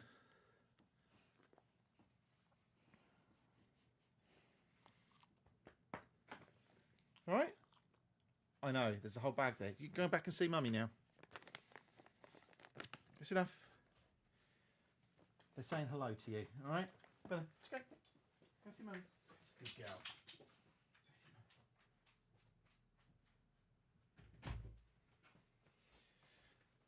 Disturbed her rest. She was up with my wife on the bed. The kids are downstairs watching Stranger Things new season on the big screen. So I've lost. Right, here we go. But just getting shortage of chicken on the Isle of Man. Yeah, just it seems like WETers was because I asked them about it. It's like, is there no like poultry? It's not really a thing so much, or they've got egg rearing, but they tend not to be used like rearing for meat. I guess I don't know how it works. I don't know the industry at all. But if I could get proper nice local chicken, and without it being, I'd rather have a smaller piece, a smaller like, and have quality. Because that's the difference, isn't it? We've got something that's cheap and you know that you're not getting good quality and it doesn't fill you up as much. So you need more of it to fill you up. It doesn't make any economic sense. Smaller piece of much better tasting stuff. Anyway, not tried the butcher's in Port Erin. Is it good? Really, James, really good. Lovely in there. One of the guys who works in there is one of the people who's a Manx language speaker and was given a lecture on the Manx Bible. Manx Bible.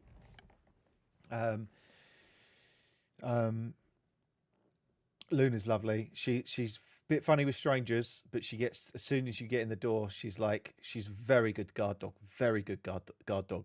She wouldn't let anyone in this house. Yeah,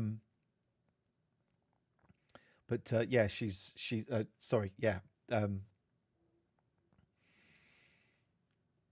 Yeah, yeah, really good. Yeah, such nice people in there, and the meat, oh, so good, so good, so tasty, and really reasonable, really reasonable. I'm just not used to ordering in like, can I have? They go, oh, do you want a pound of that? I'm not. I don't know what a pound is. Just give me like 500 grams, half a kilo of that, half a kilo of this. That's what I do. It's like I don't know. Yeah. So yeah. She can do any of the walks really. She's not so good off the lead, so it's like camera in hand, lead in hand. I want to be kind of secure with her. Um, she's all right. She's not bad. She doesn't go very far, but she's we're better off. She's just if dogs approach her, she's not keen on it. She gets very nervous. She's a rescue. You get behavioural things like that, and we rather keep her safe from any problems. So we're quite happy just to keep her on the lead. And then when we go down to Castletown Bay, quite often it'll be empty. Like beaches over here, you won't believe like you'll be able to walk on a beach all on your own for miles and not see anybody. There's a couple of beaches like Len Beach and stuff like that where you might not see anybody and you can just walk for miles along a sandy beach and you'll be the only person there. It's crazy. Like a lot of the walks, I always talk about it. You often see me walking, and very occasionally, if I take a more popular route, then you might see a few people along the way. But often, you're just on your own. So if you want a bit of solitude and enjoy a walk on your own, no problem here. Honestly, noted. Going on my list. Set up chicken farm. Oh, mate. Like, there's a bit of an industry for people like entrepreneurial farming and that sort of thing. So but you talk to the guys over here, talk to the people who are already doing it. You know, what's needed? What do we need? Do we need a chicken farm? They'll tell you if it's not going to work or not. Speak to the farmers over here. They're good people. They're the best people. They really are. Yeah, I would be buying. So, but my thing is like because I like we cook a lot with chicken and stuff. So I'd rather be getting my chicken um, better quality. I mean, I don't mind doing a whole. I got a whole roast chicken for Sunday. And they get it from a good source across. But just, I don't think there's the eggs is fine, dairy's no problem at all, and really reasonable. Hey, Welsh Chris, yeah, not bad at all, mate, not bad. It's been an interesting week weather-wise, hasn't it? We've had it so cold, and we've had some wind, and some days it's been. This morning it was just I didn't want to get out of bed because it was just blowing a gale, rain, and then yet the day before we'd had some torrential downpours. It's been a bit of a weird week weather-wise, but I've got out just for some general quick walks and stuff, just from home, not filming or anything. I've been trying to go with a sort of a 3 day, three weeks of filming, and then do the live, or 3 or 4 weeks of filming and do the live stream. And yeah, it just gives me a week off filming, so I can just when I get out and walk. It's nice to go and walk just to walk, and not to talk all the time sometimes. I'm walking the dog, obviously, to get out and get some fresh air anyway. Um, but yeah, no, there's a guy called Micro Veg. You'll find him on. He does a lot of like growing in polytunnels and stuff like that. But he's like launching. So he's got hopefully growing some lion's mane mushrooms, and he does like lion mane's mushroom infused coffee and hot chocolate. The lion's mane infused hot chocolate is ridiculous. It needs sweetening. It's like cocoa nibs and stuff, and it's like a bit bitter. So if unless you really like that, it's a bit bitter. But lion's mane's really good for you, for sort of mental focus and things. It's good for you all sorts of ways. So that's a good one. Yeah, but Chris, Welsh Chris, been good, mate. You been out much? I don't want to get out of bed too. You know what it's like. Pumpkinfield, Isle of Man, he's great as well. So he's a good one to follow. These guys are just so friendly as well. So if you drop them a message, chat to them, you know, they'll tell you about business on the island, especially farming and down the pitfalls of it over here. It's always going to be hard work. It's never an easy way to make money. No farmers are in it for the easy money. They're in it for the hard work. And the reward in looking after. But we've got rare breed over here, rare breed cattle. There's some business that do like beef jerky. There's business we've got just down from where I live, Derby Haven. They extract the seawater and extract the salt from the seawater. An Isle of Man salt company, and they make some amazing salts with other kind of things added to them. I picked up some habanero smoked salt that I've been using a lot recently on trips because it just adds so much flavour. There's they do some amazing seasonings, interesting stuff like chilies. There's a chili farmer over here does some amazing I- Fire Island, I think it is called, something like that. We do turnips, not pumpkins, for Halloween. We do. We do pumpkins as well, and that was mainly for Halloween, and it's hoptonay. So there you go, James. You can't say we do turnips, not pumpkins, for Halloween. We don't do Halloween. We do hoptonay. Um, it, it's the YouTube channel now. Yeah, I haven't been. I don't know if I've been on his YouTube channel. I generally go on his see his TikToks. So I know from there we've messaged backwards and forwards a few times, as I have with the Micro Veg Man, because I keep talking about doing stuff where I collaborate. I don't want anything for it. I just kind of helping out. So I said I could do a camp out at the pumpkin fields or something like that, or whatever, just to. But I saw he collaborated with some other person, so I was like, it's fine. Like I'm not looking to step on toes or do anything that gets in anyone's way. But like, I like that idea. I like the idea of being able to go out there and go visit someone's farm or someone's business, and then. But that feels like it's a different thing. I kind of maybe just stick to my walking. Although, if Q stores want to sponsor me, here's some stuff. That would be great. No, I don't. I don't want any freebies. I don't want any freebies. I'd rather just, if someone's kind enough to reach out, then I'll help them out for nothing. No problem at all, because I think that's a really good thing to do. I think that's the better way of looking at it. You're a history buff. You're this. The history here is ridiculous. So from French ships invading to the Vikings, having that Norse island history with King Ori, and him building one of the castles, at least one of the castles here, and the Parliament was that sort of long running Parliament was based on sort of Viking kings and leaders and stuff. It's just amazing. It's very interesting history here, really interesting, and some of it you can go out there and find as well. You can see it. A lot of the old Tholtons. The Tholtons are something you need to go and find and look at, because they're just amazing. They're like stone ruins, and you can find them all over. That's like the farming history. James, yes, Simon, it didn't come up on my phone. I tried to spell it up today. Yeah, it's like Manx spellings. Just doesn't like it. You see from my YouTubes, I don't correct YouTubes, my TikToks and stuff. I don't correct the reels and the shorts half the time, even though it tells me I'm at, when I say Druidale, it's at Dugdale and I Durdledale at one point and something else like that. I try and correct as much as I can, and I go, it's just going to go out and someone will correct me and I'll go, that's good. It's an interaction. I'll take it. There's lots of TikTokers who do intentionally mispronounce stuff and misspell stuff because it gets reactions from people. And they do work really well out of it. So I just thought, oh, maybe I'll get a few reactions. And it's a lot of work to keep editing. You love the history of the Isle of Man. Yeah, you would definitely will.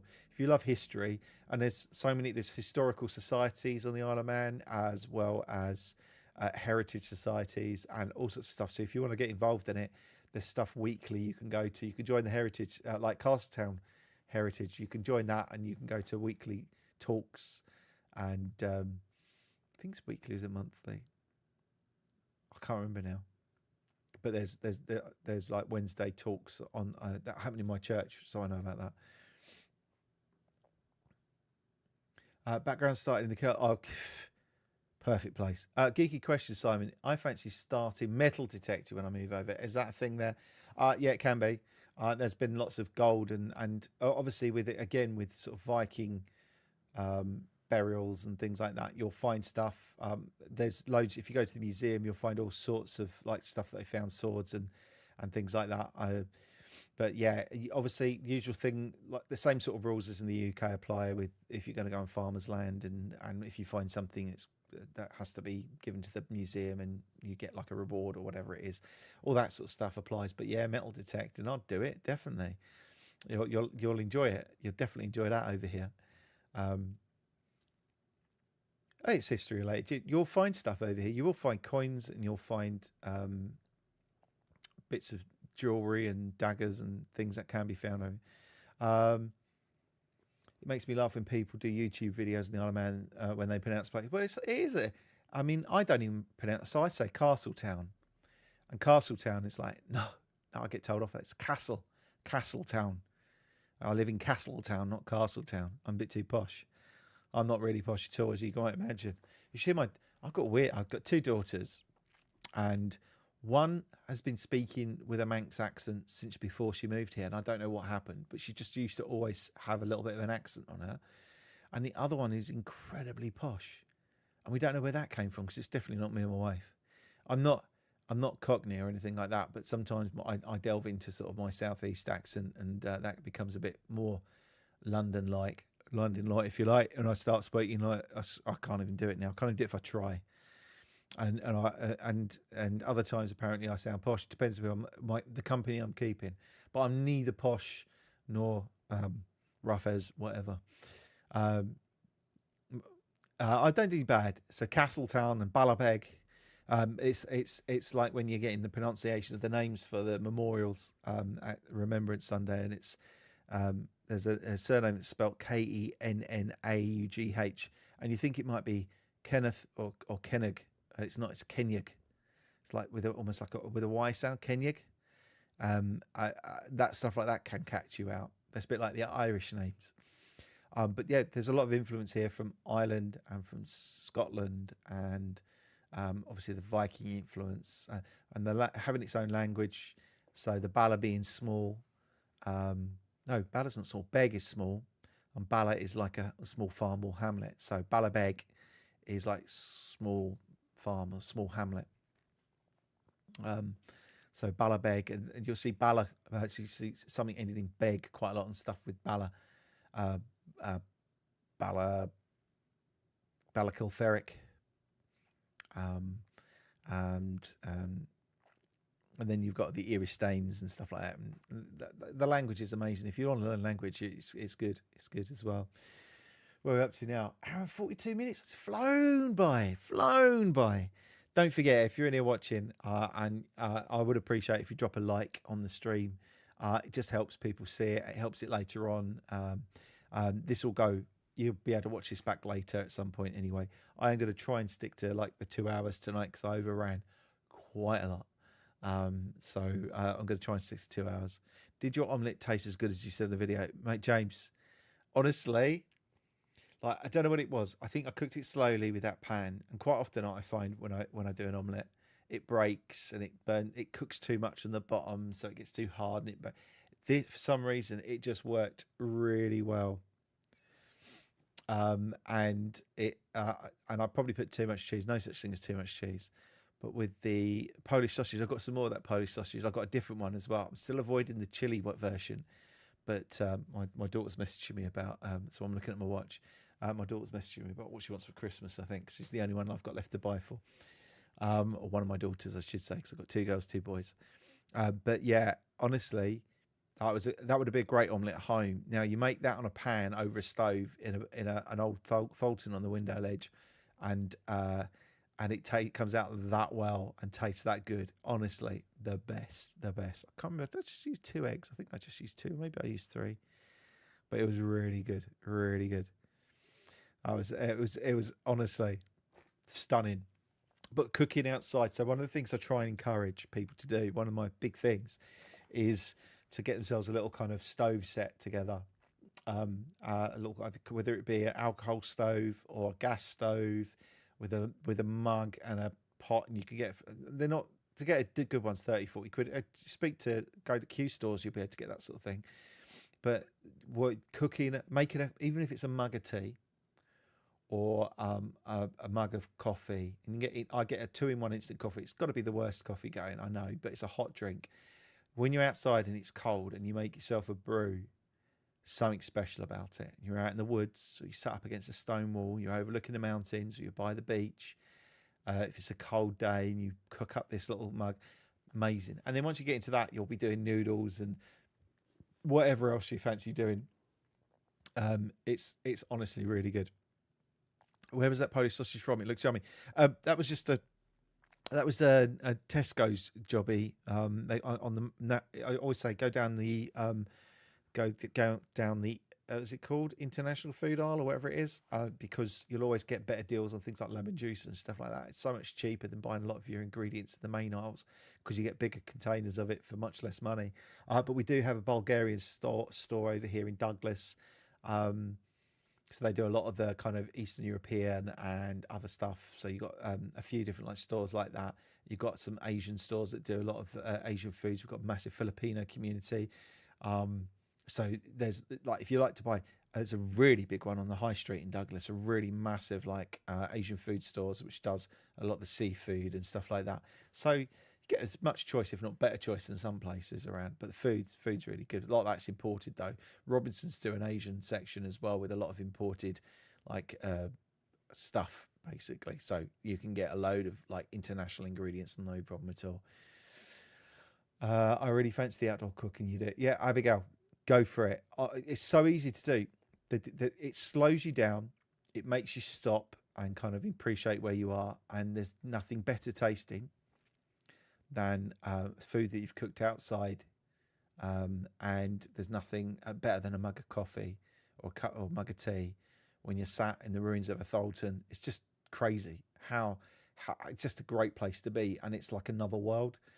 If you've lived in cities or towns and stuff like that, and or you've lived in the UK, you go, I mean, there's lovely places in the UK. There's lovely places all over the UK.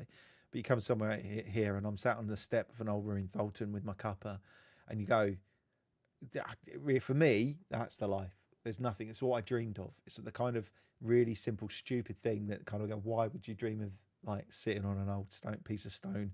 And I've got like the bits of old doorways around me and the old threshing machine and fields around. Why is my chair? I feel like something's gone wrong. Like, sorry, one of my video. I've got a video on one of my computers. It paused, and it's like miles behind. And I just watched myself leave my chair, and I'm starting to get a bit weirded out by it. But that's all right. Yeah. So and it's just do it. It's really good. Metal detector on Douglas Beach a few years ago. Yeah, some of the metal detector on the beach is more about catching out people who've perhaps dropped their coins or watches or wedding rings and stuff. But there's loads of places you could go. Private land, farmer's permission, usual stuff. Say thank you for your walk videos and everyday insight in the Isle of Man. It's great help for my hopefully moving over. Mate, I'll do it. I always say to people, it's your decision, and I don't want to convince anyone in some ways. In some ways, I don't want to convince anyone because I feel like I take responsibility then. For me, come over and visit. Visit when it's bad weather. Visit when there's nothing open.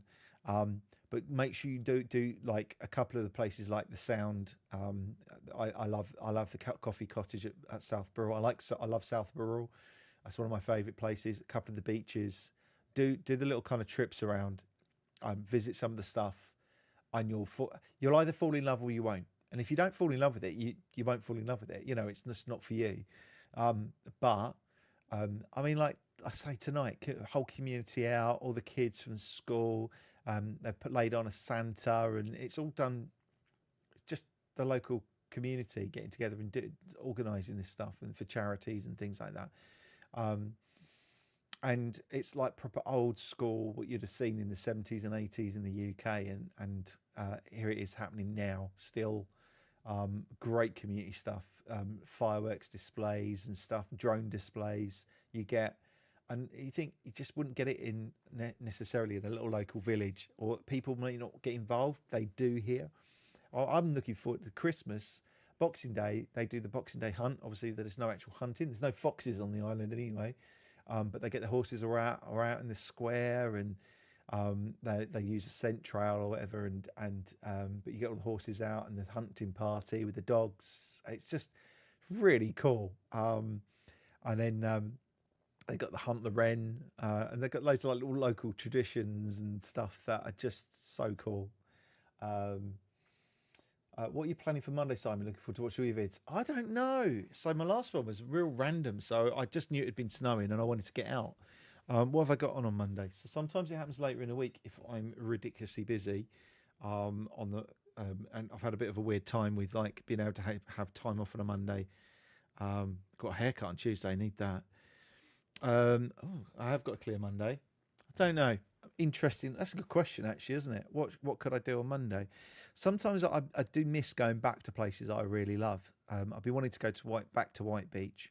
I'm wanting to do a camp at some point. Do like a winter camp, but I might go. I'm not allowed to go camping because wild camping is not allowed on the Isle of Man. So I will not be going back till Kilbrega to camp out there, overlooking the mountain. YouTube videos cooking with Simon. Have you tried the dragon sausages? Yeah, they're very good. They're very, very good. I think best walk you recommend when you visit. Oh, well, if you're a walker, it depends what sort of length of walk you fancy doing, and whereabouts you're looking to go. I would suggest if you want to have, so cliff top views would be like, you could take Marine Drive. Marine Drive is really easy to walk, but you've got some beautiful views out over the sea, cliffs, a bit like a kind of an Irish coastal cliff landscape there. What would be a good... South Burrell. I love South Burrell. If you can get to South Burrell, love it. Oh yes, James, you just before me or something. I'll see you there. Yeah, you said you're just before me. Yeah, I'll see you on Tuesday. Small world, isn't it? Yeah, South Burrell I love, but then I love plantations and forests and stuff. And I found that other car park, which was interesting, on one of my recent walks, and I thought that was a really good spot to park. That was a bit away from everyone. But I do quite like when you do the South Burrell round walk, and that will open up a bit more again. One of the South Burrell walks, you can walk around and come back and be at the coffee cottage for a nice coffee afterwards. If you don't mind a walk there and back, and you're quite got good footwear, then I would perhaps go down to Ned's cottage. Head down to my brain is absolutely not working tonight. Niarbil. I'm not even looking. Niarbil. Head down to Niarbil and walk sort of south from Niarbil along to Trevane, which is White Beach. And there's a little picnic bench outside. They won't mind you using their picnic bench outside the hut there. And you can sit there and you'll have probably the beach all to yourself. This little beach, and just have some peace and quiet. And you'll look over to the outland of the kind of calf towards the Calf of Man, and you'll see, depending on the weather, you'll see clouds rolling over the top of the cliffs. You might catch a glimpse of some dolphins, but you'll have it to yourself. It'd be really good. Sections of the coastal pass, yeah, Pete, yeah, definitely. Snæfell Peak to North Burrell. Yeah. No, I want to try that one because I haven't tried that one. I've climbed from the bungalow, climbed up Snæfell, then gone down the other side in the direction of the... Oh my word! See, so you get is it the Heritage Path? But you can go along there and then walk the road back up towards the bungalow. That's not a bad little walk, and it's got some amazing views as well. But it depends how sturdy you are. Have you walked to Craigie Niche? I think that's how you spell it. I don't know. Is it Craig Niche? So yes. Craig Niche. What was again? My brain's doing really strange things tonight. I'm like, it's been a long day. Craig Niche. Oh, of course, Craig Niche. Craig Niche is like the old kind of preserved Manx village that you can go to, another part of the heritage. Craig Niche, and I've done some walks around there towards and you've got Spanish Head and the chasms. The chasms are scary as anything, scary as heck. Literally, you can go. Oh, no health and safety. You just walk to the chasms, and there's great big holes in the ground that fall down to the sea, and they're covered in grass. You can't always see them. It's scary as anything, but you could go there if you want to. I'm not I'm not bad with heights. It's just the idea that they had a dog fall down there a little while back. Saved. It was saved. It was fine, but.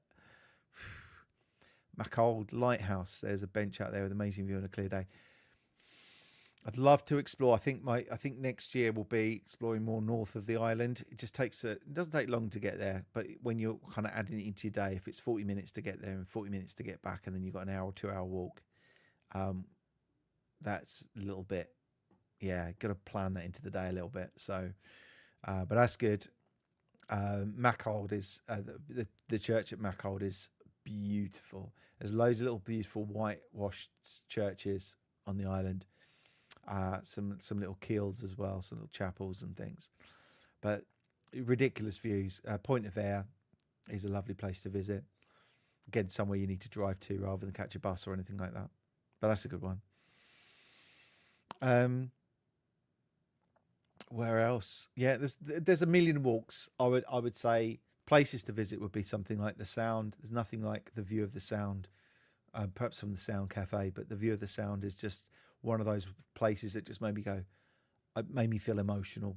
Driving around the plains of heaven. So so that would be up at. See, brain's not working today. I've done a video from there as well. But over to the west of the island, southwest, and there's they call it the Plains of Heaven, and it's just beautiful. And you look down. Oh, you could just climb South Brew, the hill, the Burrows of the hills. But yeah, stunning, beautiful. Any more questions? Because I'm gonna make sure I finish tonight after 2 hours rather than 2.5 hours last time, which is like I probably should spend some time with my wife. Not that she cares; she's probably upstairs enjoying watching her own things and doing her own things. But yeah, so we'll finish up in the next couple of minutes. But is there any more questions? You can come at the Stones at Machold Church. Very impressive. Yes. If it's a place I'm thinking of that we visited, yes, you are. The ancient crosses and things like that are very good. Yeah. There's so much to see on the island. More than I think. There's places I go to and people who lived here all their life. So I've never been there. I just think you decide to explore, or you don't. You decide to get out there, or you don't. You embrace everything and get out there and enjoy it, or you kind of stay at home and live as if you were living in any town in England, or if you're living inside your house all the time. This is a place to get out, and there's even if it's a wander down the road to the square down in Castletown, and then to go grab a coffee somewhere and just sit in the square, or when in the summer we have the little chrome caravan thing called Fenoddery, the Fox and the what's it called? Fox and Finn, which is that does some local beers and spirits and cocktails and things, but it parks up in the square sometimes. You can go. I've done a really long walk before, got there and got myself a pint, and it was just lovely. And you can sit in the square and drink a pint. I can't get much better than that, really, to be honest with you. And I walk around the harbour at night here with the lights on around the harbour, because they've got the coloured lights. It looks like a string of Christmas lights going around the harbour. And you can have just a little wander around the harbour, and it's just beautiful. I'm a bit spoilt in Castletown, I must say. Laxey Mines, many a camp there. I see. I'm thinking of that, Chris. I'm thinking about Laxey Mines because I could see a few of the old mines and stuff. I'm just thinking about looking for a little spot somewhere like that. Dave Ladd, what games have you been playing? So to be fair, most of my game play now is around DayZ, a little bit of No Man's Sky. I actually picked it up again the other day, No Man's Sky, because I got some more updates, but I just like jump in and play, and I don't worry too much about it. But I like a bit of DayZ. DayZ is kind of survival game, so I enjoy that. And it's less. So I used to play Call of Duty and games like that. And my reactions are probably not quick enough, but also it's just not the pace of game I'm after anymore. I'm looking forward to Light No Fires or Light No Fire. It's a new one from Hello Games. It's coming out hopefully next year, but that's kind of next up. No, thank you, thank you, JK. Honestly, thank you for being here. Everyone here, thank you for being here. So as you know, best support you can do is to watch the videos, to like them when you watch them, to leave a comment. If you can leave a comment when you watch it, makes such a massive difference. Just to say, even if it's an emoji or something, just a smiley face, it will make such a huge difference overall. That's a big help. And if you want to, yes, you've got Patreon, you've got Buy Me a Coffee, and you can help out with that there, but you don't have to. You really don't. I'm not here to make money. Anything I've spent way more than I've ever made from any of those things. But one day, hopefully, it'll be a little sideline for me as this grows. We're growing pretty rapidly at the moment. Not rapidly, but organically at a decent rate. I'm not going to be anywhere near 1,000 subscribers by Christmas, but I'll be getting there. And the view times are going up and stuff like that, which is amazing. So even if you have it on the background, you know, that's the best, one of the best things you can do. Machold is a great walk on the Isle of Man. Machold is amazing. I need to do more of the north. I just know it. I need to do further north. There's so much I haven't seen. I've been here 2 years. I've done loads of southern walks. I've done loads of little explorations. I've made a video virtually every week for a year, coming up for a year now, because I really started in January. Properly kind of going, I'm going to do a video every week. And so I've made a load of videos, and I've just touched the surface. There's so much I haven't seen in the south yet. I'm discovering and finding places all the time. So I need to do a long beach walk, I think, on the west, and I need to go and visit some places and visit some churches up north and some other places. I need to do a proper walk around Ramsey. People love the town walks because they kind of show a little bit about where people might end up being living. So I might do a Ramsey one. Nice one, Simon. We'll be sure to give you a shout when I'm there for that brew. Definitely. We'll meet up. Dave, love DayZ. It's nice to have a good open world game. So many maps, and the community around DayZ is amazing, and there's loads of community maps that are so much better than being in the main game. But you can literally, so I could spend most of my time like finding the right stuff and making a fire and cooking this and hunting that and just improving and it's just like I could spend hours just doing that and not come across a soul. And then I don't mind if I die later on, because once you've kind of built up all your gear and everything like that and you die, the fun bit is actually getting started. So I quite like that. Whatever you do, don't forget anything. I will forget something. I'm bound to. Desperate to get out for a camp though. Must get a camp in. I don't care what the weather's like really. It's just the only thing is I'm a bit wary of the cold, but I've got some pretty decent gear, some good base layers and merino wool stuff, and the only thing I might start investing in is some they get like the down booties and things like that, and probably I need to get some better down jackets and stuff, because I've got synthetic, which is okay in the wet. If it gets wet, it still works. Is it the wet that works?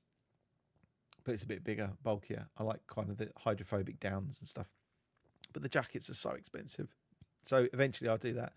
Go fishing, you want me to go? I can't do fishing. I just don't even know where to start, and it's never something that's interested me. If you're keen fisher on the fish, if you like fishing, the island's good for that as well, really good for that. But I've never been. One of my brothers was really into fishing, and I just never got the hang of it, never really got into it, and never had that kind of, people who go fishing have a real passion for it, love it, have all the gear, love getting away and fishing. It's not really been my thing. Monday is good this month. Is it? Monday the 1st of December. Guys, I'm gonna end the stream. So I'll put my end screen up in a moment, just to give it time to sort of conclude properly. I'm not going to put any music on, because like I say, I keep having this issue with I use any piece of music, it's not supposed to be licensed, and then they go, oh, it is licensed, and I want the money. 1st of December, great day. Be good to start the month off with a video, and depending on what the weather's going to be like, I don't mind too much. I've got a camera which is waterproof now, so in one of my cameras, so which helps me out somewhat. And I've got some new settings. It's just had an update, so I think everything on it now has improved a little bit. James, I might see you Tuesday for when we see for the haircut. Dave, lad, thank you so much for popping in and saying hello. I appreciate that as well. And anybody, if you see me about, give us a shout. If you want to grab a coffee at any time, look, it's fine by me. I'm quite happy to meet up. December's a bit busy for me, obviously, but there's always time for a coffee and a chat and a walk. So honestly, I don't mind. I'm not some massive streamer who most of you people are either local or about to be local, which would be great to just catch up anytime. So take care. You know what I've got to say. Take care of yourselves. More importantly, take care of each other. God bless. See you next time. Bye-bye.